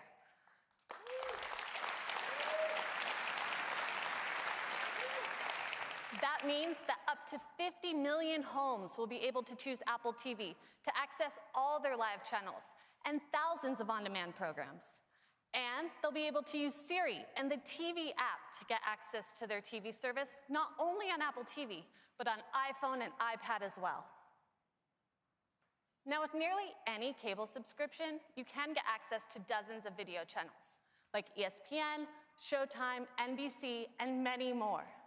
But it used to be really painful to set up, having to authenticate each app individually. I'm sure all of you have seen that 6-digit code you have to go online and type into a web browser. Well, last year we introduced single sign-on. Enter your cable credentials only once, and we unlock all of the apps your subscription supports. Well, now we're making it even easier with zero sign-on.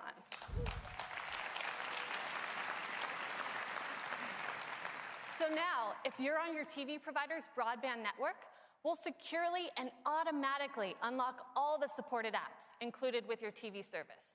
No credentials needed, it just works. Charter Spectrum, this is really awesome. And Charter Spectrum will be the first to support zero sign-on, and we'll be adding more providers over time. We're also giving you even more options for ways to control your Apple TV. For example, you can get quick access on your iPhone, where Apple TV users will get the Apple TV remote automatically added to Control Center. And for those that have installed home control systems, we're working with the leading providers so that you can use their remotes to control your Apple TV, even including support for Siri. At Apple, I love working with an amazing team, designing for a product that I enjoy every day and on the biggest screen in my home. I get to watch all my favorite movies, TV shows, and more. Over 48 million songs, including the best metal on Apple Music. All of my photos, videos, and memories, as well as thousands of apps and games that many of you have built. And Apple TV brings some amazing views right to my living room with aerials. Now, one of the questions I get asked the most about aerials, especially by my family members, is, where is this? Well, this fall, with just a tap of the Siri remote, you'll now be able to see every aerial location.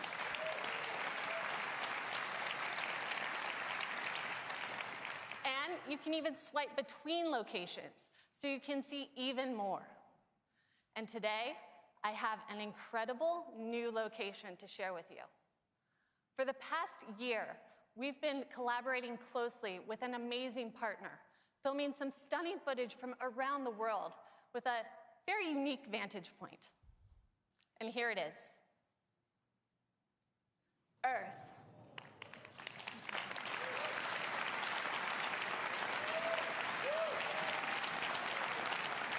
This is filmed by astronauts aboard the International Space Station. You can see Sicily just off the boot of Italy, and check out that Mediterranean Sea. The blue is just phenomenal. So here's a fun fact.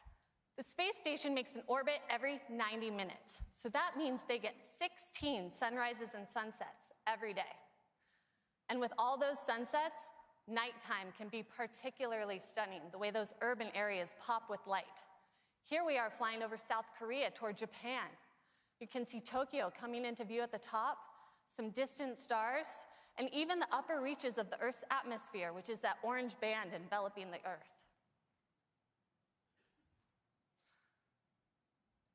And here's one that might look a little more familiar. This is the Northern California coast heading southward. You can see Lake Tahoe surrounded by snowcaps and the San Francisco Bay. These are truly incredible and offer such a unique perspective on the world. I'd like to give a huge thanks to the International Space Station National Lab and CASIS for all their help in making this a possibility.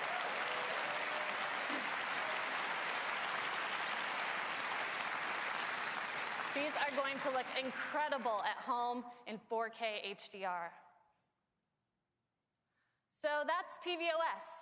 Apple TV gives you amazing picture and sound with 4K, HDR, and now Dolby Atmos. And the Apple TV app is the center of your video experience. Available on Apple TV, iPad, and iPhone, it's the one place to find all your favorite TV shows, movies, sports, and news. And with that, I'll hand it back to Tim. Thank you. Thanks, Jen. Apple TV 4K and tvOS look and sound awesome. You're really going to love it. Next up is the Mac. At Apple, yeah, we love the Mac. The Mac was the first computer that made powerful technology so easy to use and put the customer at the center of the experience. And of course, that remains at the core of all Apple products. For more than 30 years, the Mac has empowered people to create all kinds of amazing things, from the personal to the professional. Today, we're excited to take Mac a huge leap forward. The next version of macOS is chock full of new features inspired by pro users, but designed for everyone. I'd like to bring Craig back up to talk about it. Craig?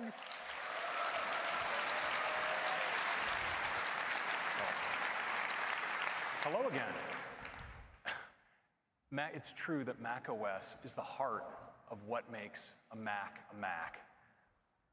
And we want as many Mac users as possible to have access to our latest software. And that's why 6 years ago, with the introduction of OS X Mavericks, we began offering our macOS updates free for Mac users. And 2013 was also the year that we first introduced our California naming theme. Now, after spending a year by the ocean, we not only modernized the look and feel of macOS, but we headed to the mountains with macOS Yosemite. Now, as you may be aware, our naming of Mac releases is handled by our crack marketing organization. And as you probably noticed, they went on a 4-year mountain-bound bender. In El Capitan, we added Metal, our groundbreaking graphics technology. In Sierra, we brought Siri to the Mac and extended our capabilities and continuity. And last year, with High Sierra, we focused on deep technology, preparing the Mac for future innovation. Well, this year, we've made some striking changes to macOS. And we've left the high country for a place entirely different but no less beautiful, and here still in California. And I'd like to take you there now. Our next release of macOS is macOS Mojave.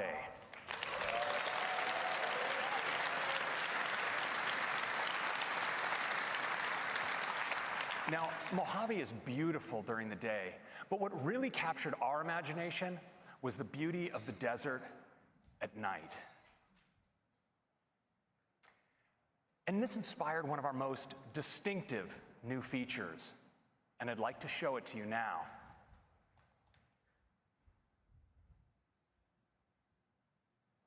So here we are live in macOS Mojave, and I'd like to show you a new side of Mojave. We call it dark mode.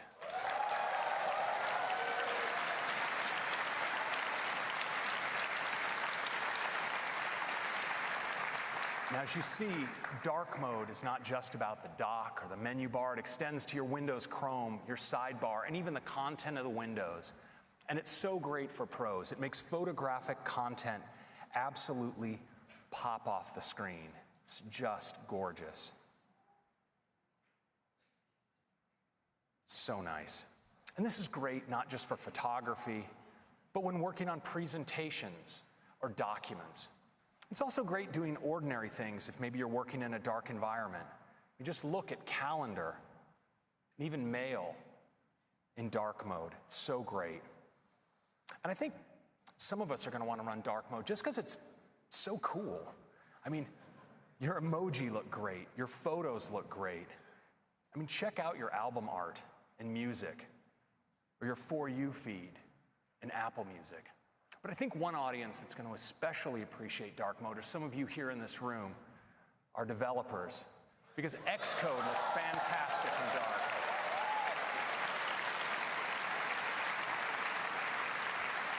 Whether it's your source code or even interface builder and all of its inspectors, they just look fantastic in black. And that's a quick look at dark mode. Now, we were so inspired by this changing desktop wallpaper that we decided to add a new feature to Mojave that I think you'll enjoy. It's called Dynamic Desktop. And when you're using it, your desktop actually subtly changes throughout the day, from morning to afternoon to evening. It's really cool. Now, there's much more to Mojave that I'd like to share with you through demos, and it starts with the desktop. Now, the desktop is so crucial to how many of us use our Macs. When we have files that we're actively working on, we often put them on the desktop, but the result can be a desktop that looks something like this. And so now in Mojave, we have a really great solution, and we call it desktop stacks.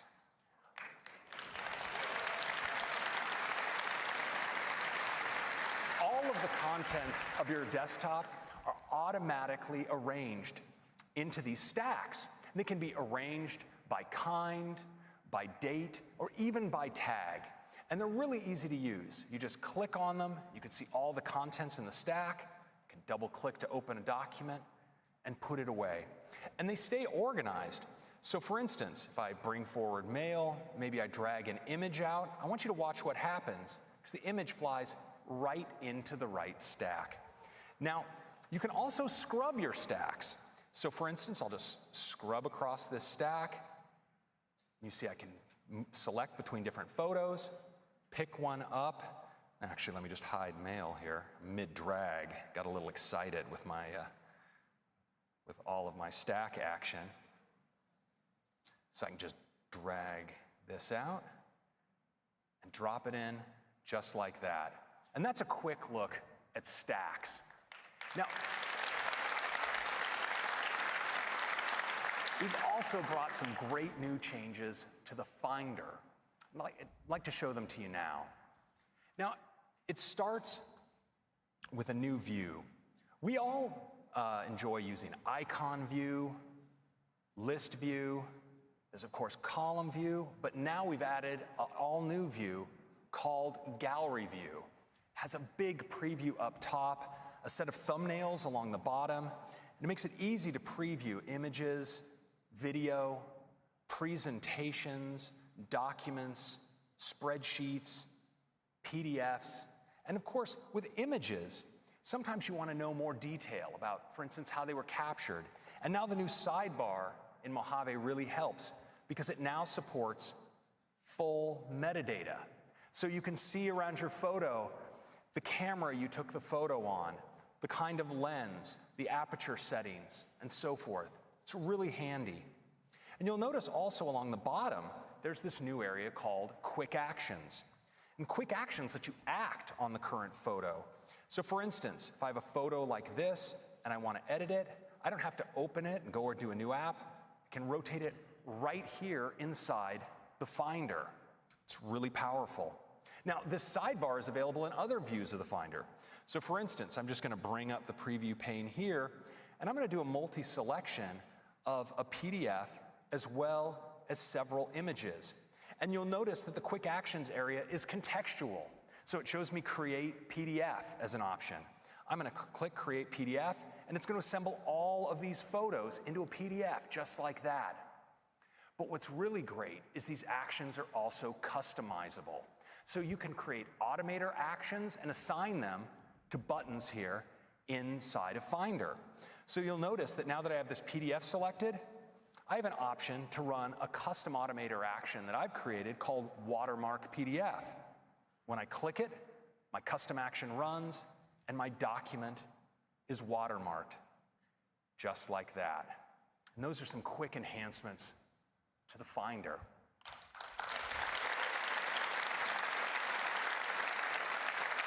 Now, a tool that I think many of us love when working with files is Quick Look. And now in Mojave, we've made Quick Look more powerful than ever by integrating markup. Let me show you how it works. So you see down here, I have a permission slip in its PDF document. I'm just going to tap spacebar to quick look it.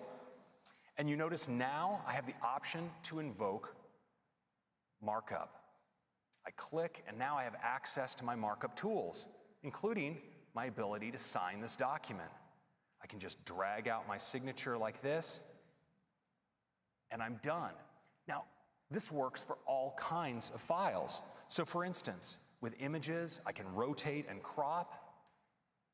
And with video, I can even trim right here inside of Quick Look. That's a quick look at Quick Look.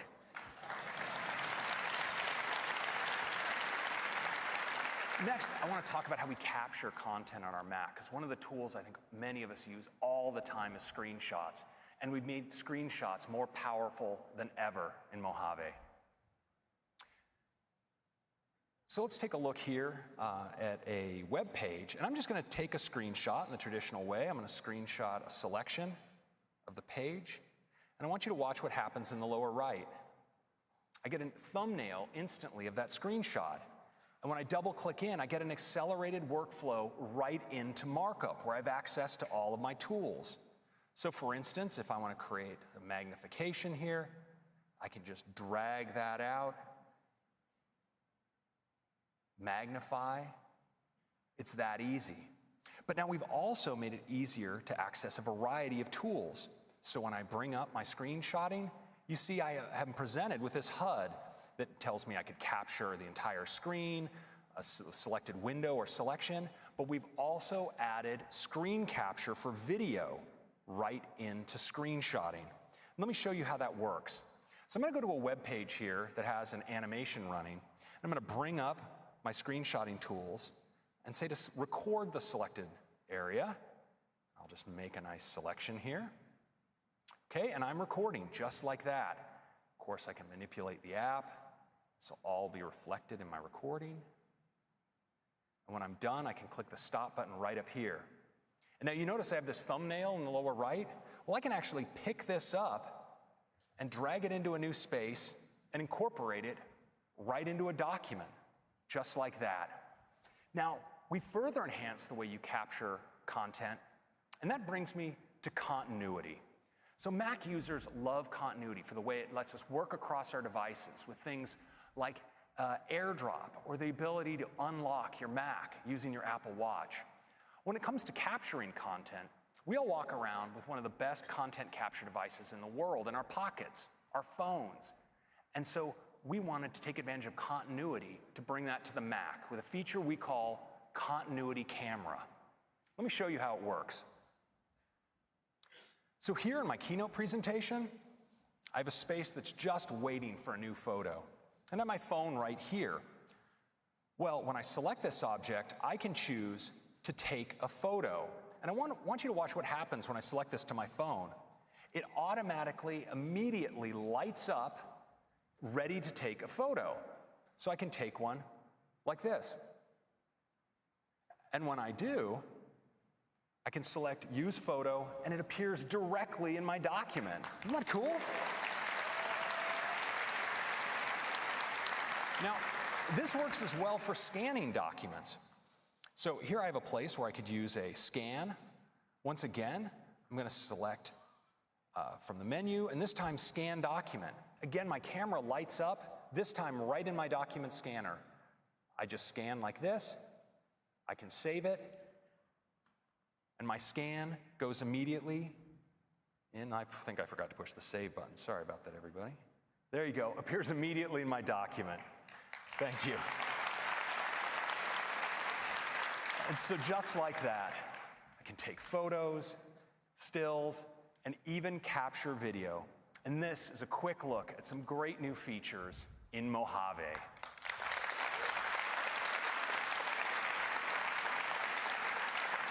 Next, I'd like to turn to apps.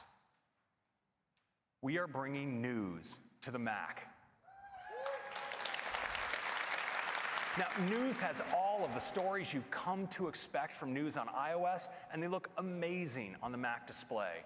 You get top stories picked by our editors, trending stories, you're personalized for you, and that's not for me, and you also get this great new sidebar where you can drill in and jump right to the topics and channels you follow. News is going to be great. We also have stocks coming to the Mac. Now, you get your stock prices combined with high-quality business news. It's delivered from Apple News. Shows you your watch list with your prices on the left, You can even drill into this interactive chart to get more information. And of course, great news. We're also bringing voice memos to the Mac. Now, voice memos is the most popular voice recorder on iOS. And so many of us use it to capture music recordings or lectures. And now that voice memos syncs via iCloud to your Mac, you can take those recordings that you make and, for instance, drag them right into GarageBand as the foundation for a song. Finally, thrilled to announce Home is coming to the Mac as well.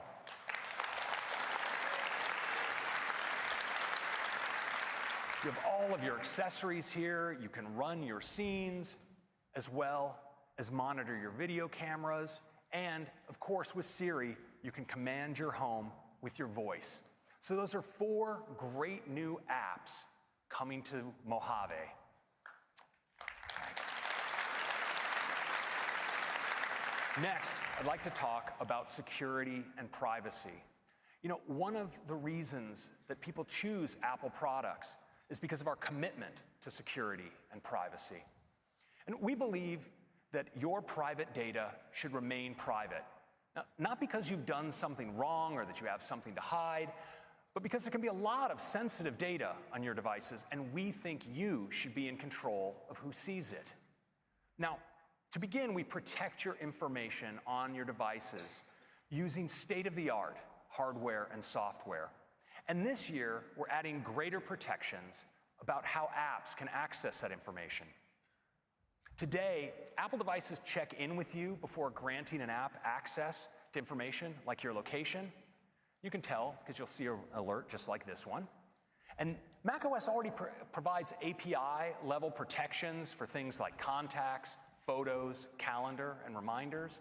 But now in Mojave, we're extending these protections to include your camera and your microphone, as well as protecting sensitive parts of your file system, like your mail database, your message history, and your backups. And all of this is protected by default for any app that you run on the system. Important protection.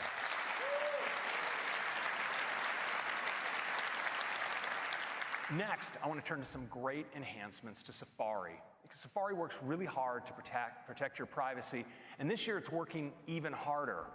Last year, we introduced intelligent tracking prevention to dramatically reduce the ability for apps to track you across websites using cookies.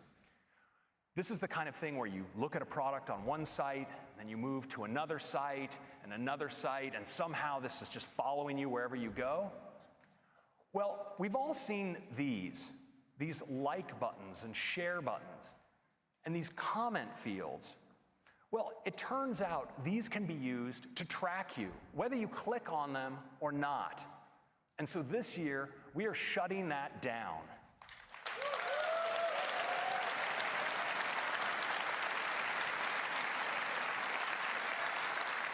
Now, if you do want to interact with one of these, or one of these apps tries to access that information, you'll get this, and you can decide to keep your information private.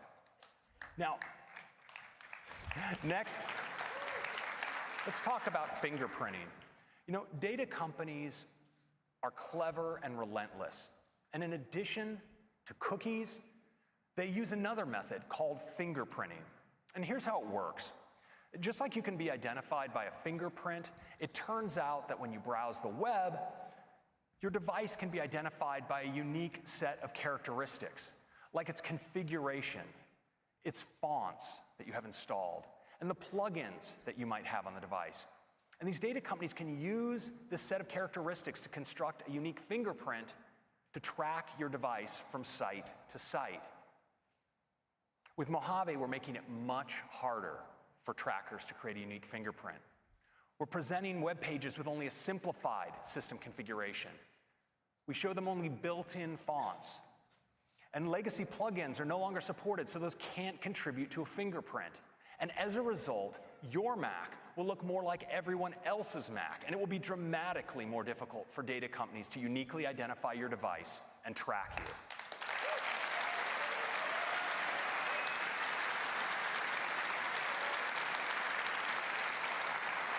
Now, we're bringing all of these new protections to Safari on both Mojave and iOS 12. Next, let's talk about the Mac App Store. And to do that, I'd like to invite to the stage Ann Ty, our product marketing manager for the App Store. Ann. Last year, we launched a completely redesigned App Store on iOS. Every day, we celebrate apps, games, and developers. We've written more than 4,000 stories for the New Today tab, and hundreds of them have each been read by more than 1 million people. The response has been incredible, and we've learned a lot. We've got a bunch of great new features coming later this year that we'll cover in sessions. This year, we are turning our attention to the Mac App Store. Since it launched in 2011, it's changed the way we download and install software for Mac, making it easy with one click. It's the biggest catalog of Mac apps in the world. It's also a trusted and safe place to download software, and trusting where you get your apps from has become more important than ever. Developers can distribute their apps to 155 countries and get worldwide payment processing, and it offers seamless software updates from one place. This adds up to a great experience for our users. We've spent a lot of time thinking about what people do on their Macs and wanted to create a place organized around those themes. So we've redesigned an all-new Mac App Store from the ground up, and we're thrilled to show it to you now.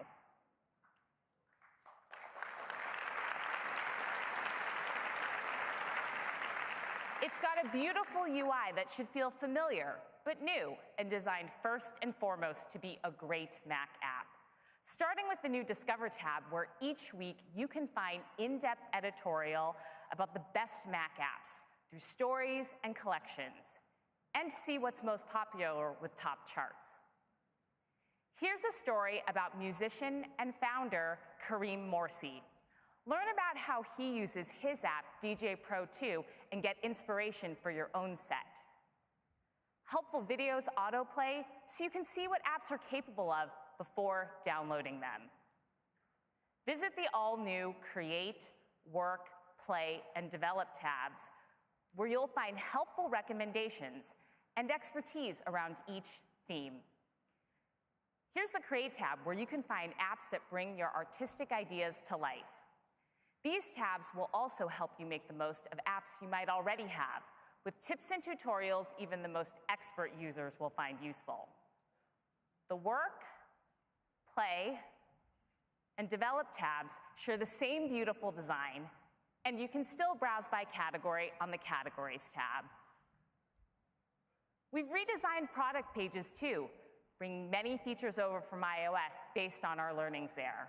It has more useful information, like video previews, available on the Mac App Store for the first time, and apps rank if it's charting and if it's been named Editor's Choice. Ratings and reviews are now front and center, and these are so important for app discovery. So we're introducing a Ratings and Review API for Mac apps. Now it'll be easier than ever for people to leave feedback.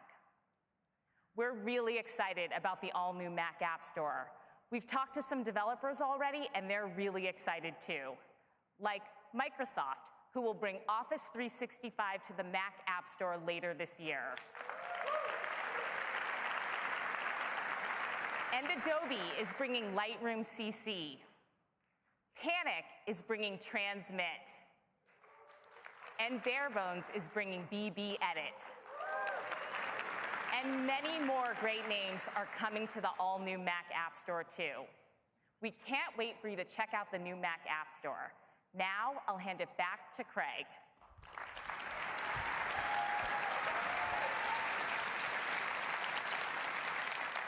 So we think the Mac App Store is going to inspire whole new generations of apps. And so we want to talk about some of the technologies that will be behind some of that next generation. We spoke earlier about ARKit. I want to talk about two more. And let's start with Metal.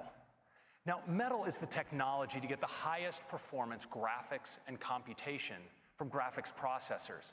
Metal was designed for modern GPUs. It's incredibly efficient. And that enables amazing console-level games like Fortnite from Epic to run great for the first time on mobile. But Metal also enables these games to scale to take full advantage of modern Macs. In fact, across iOS and the Mac, there are over 1 billion Metal-enabled devices. And we're constantly making Metal better. To bring the highest GPU performance and reach of all Macs, we've recently added support for external GPUs.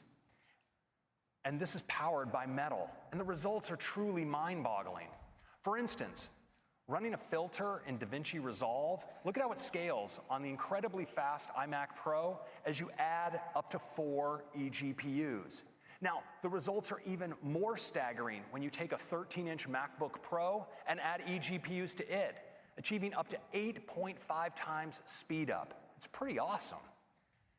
Now, eGPUs also enable Macs to achieve all new levels of performance and realism in 3D rendering and gaming. Now, this beautiful forest you see here, this isn't a video capture. This is from Unity's new Book of the Dead interactive demo, and it's being rendered live right now on a MacBook with an eGPU powering this display. I mean, doesn't this look amazing?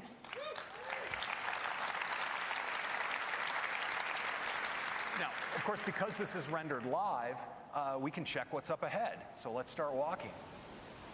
Now, Unity is using Metal's unified graphics and compute to generate real-time lighting and complex post-processing effects. So cool. And that's all rendered live on a MacBook running with an eGPU. It's pretty great.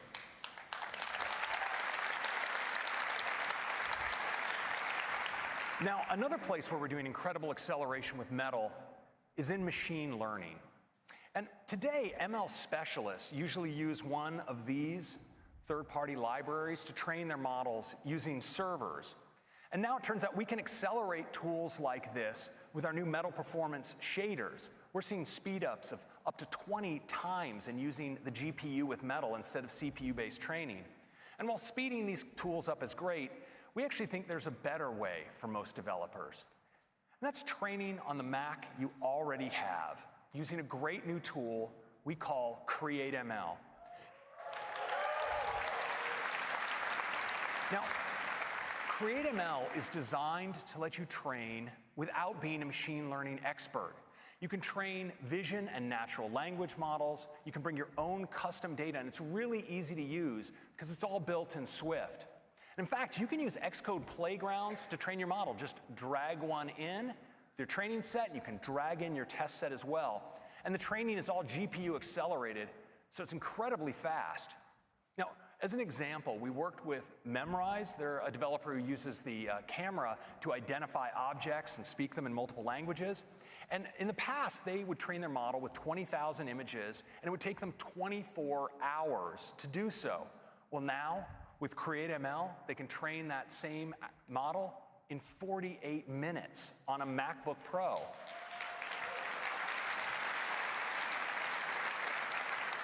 And on an iMac Pro, it's just 18 minutes. And what's even more incredible is that model, in the past for them, was 90 megabytes, and now it's just 3 megabytes.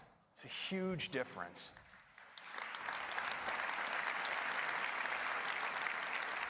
Now, we also are making models run much faster on device using CoreML2. Now, CoreML is our technology for high-performance on-device machine learning, and now it's better than ever. It's 30% faster in on-device processing using a technique called batch predictions. And you can reduce your model size by up to 75% using quantization. And so that's CoreML and CreateML. You no longer have to be an expert in machine learning to build those techniques into your app.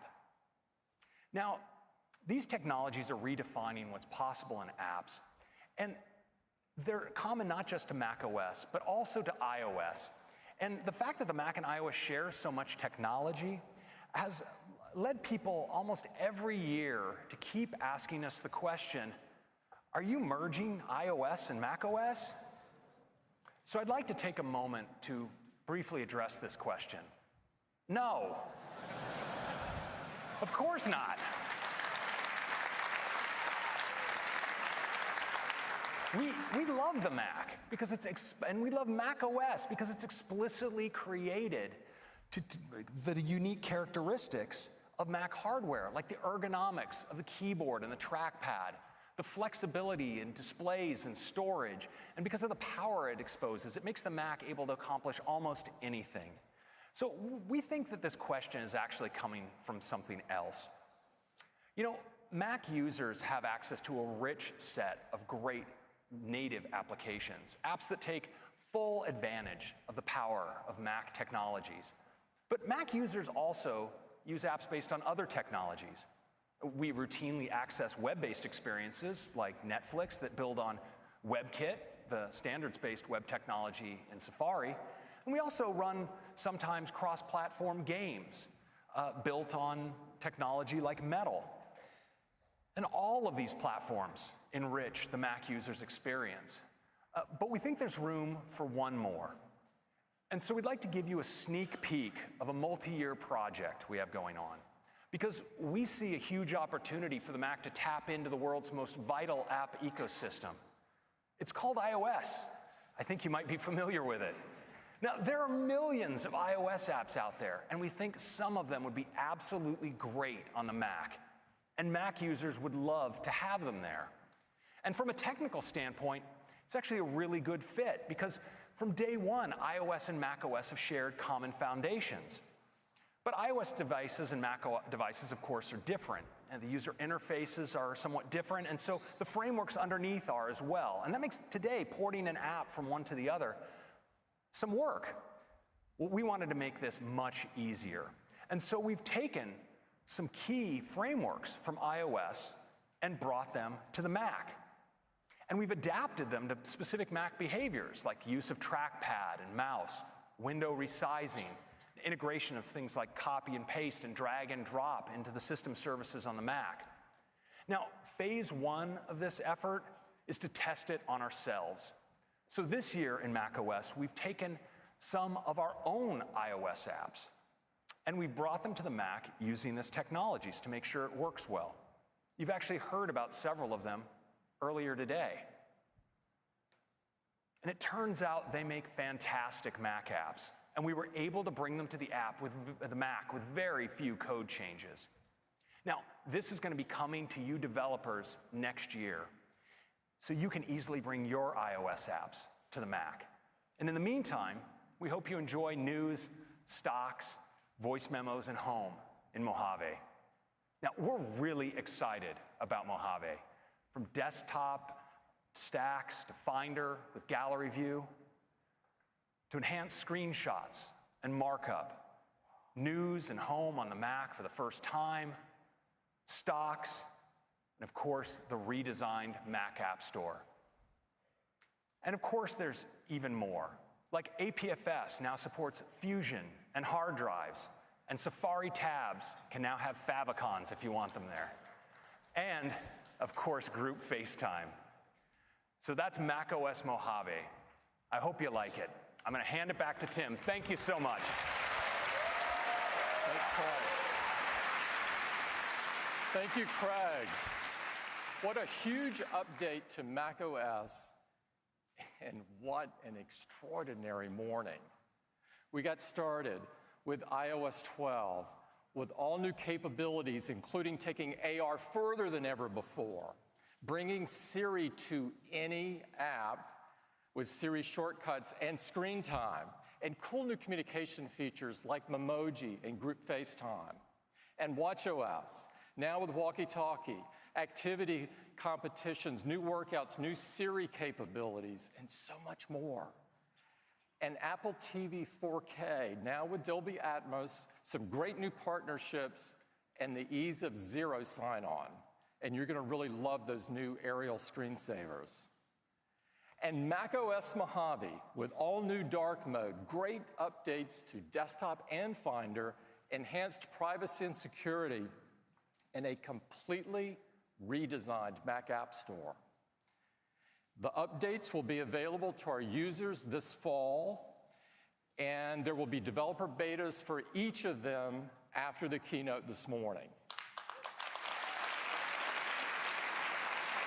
Thank you. Now, before we close, we wanted to celebrate you and the amazing work that you do. So we went out and talked to some of the most important people in your lives, the ones that know you the best. And we made a short video, and I'd love to run it for you now.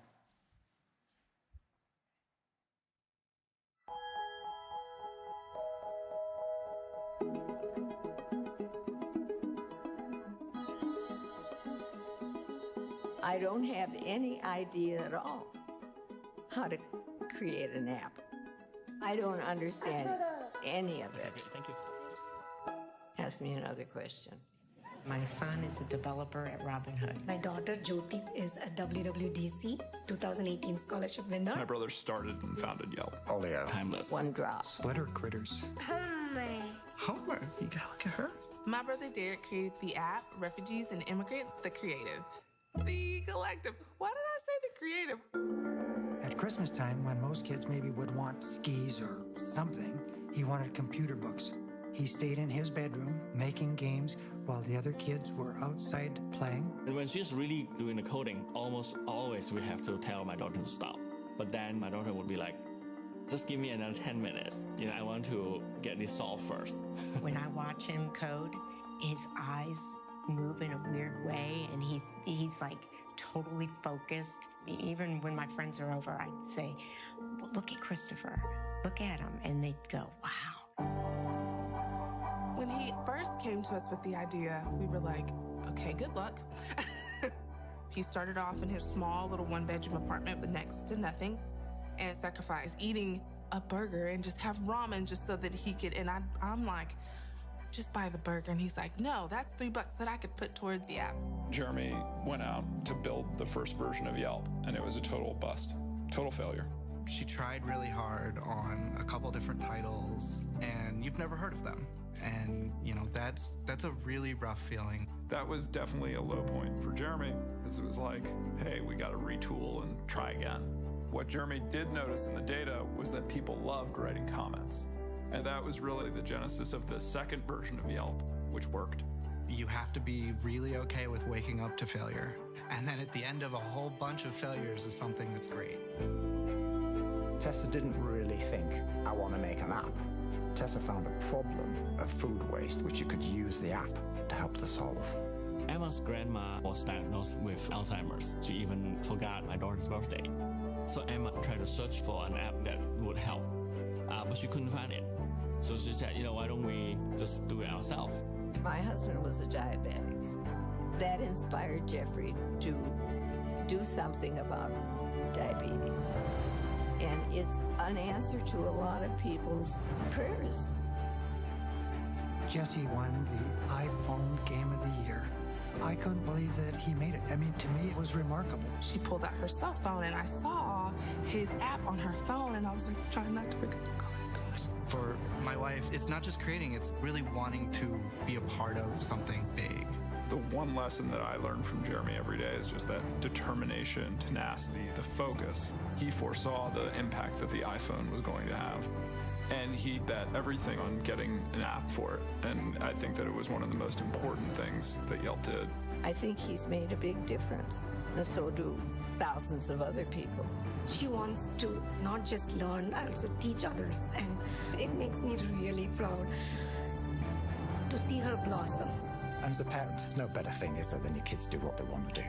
Because it isn't how much money you've made, it's really what changes you've left behind. And she's hoping to leave a lot of change behind.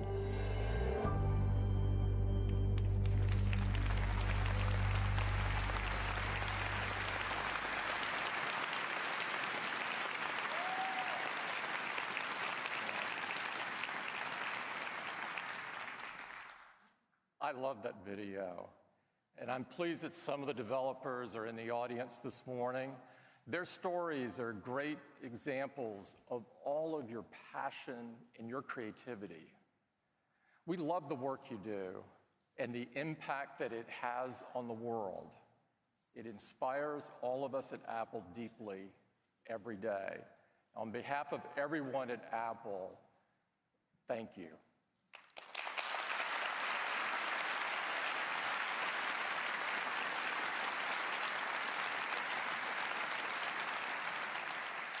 And I'd also like to thank everyone at Apple who made today possible. Days like this only come from years of effort and hard work and great sacrifice. And so I thank them and their families. Let's have an incredible week together. Thank you.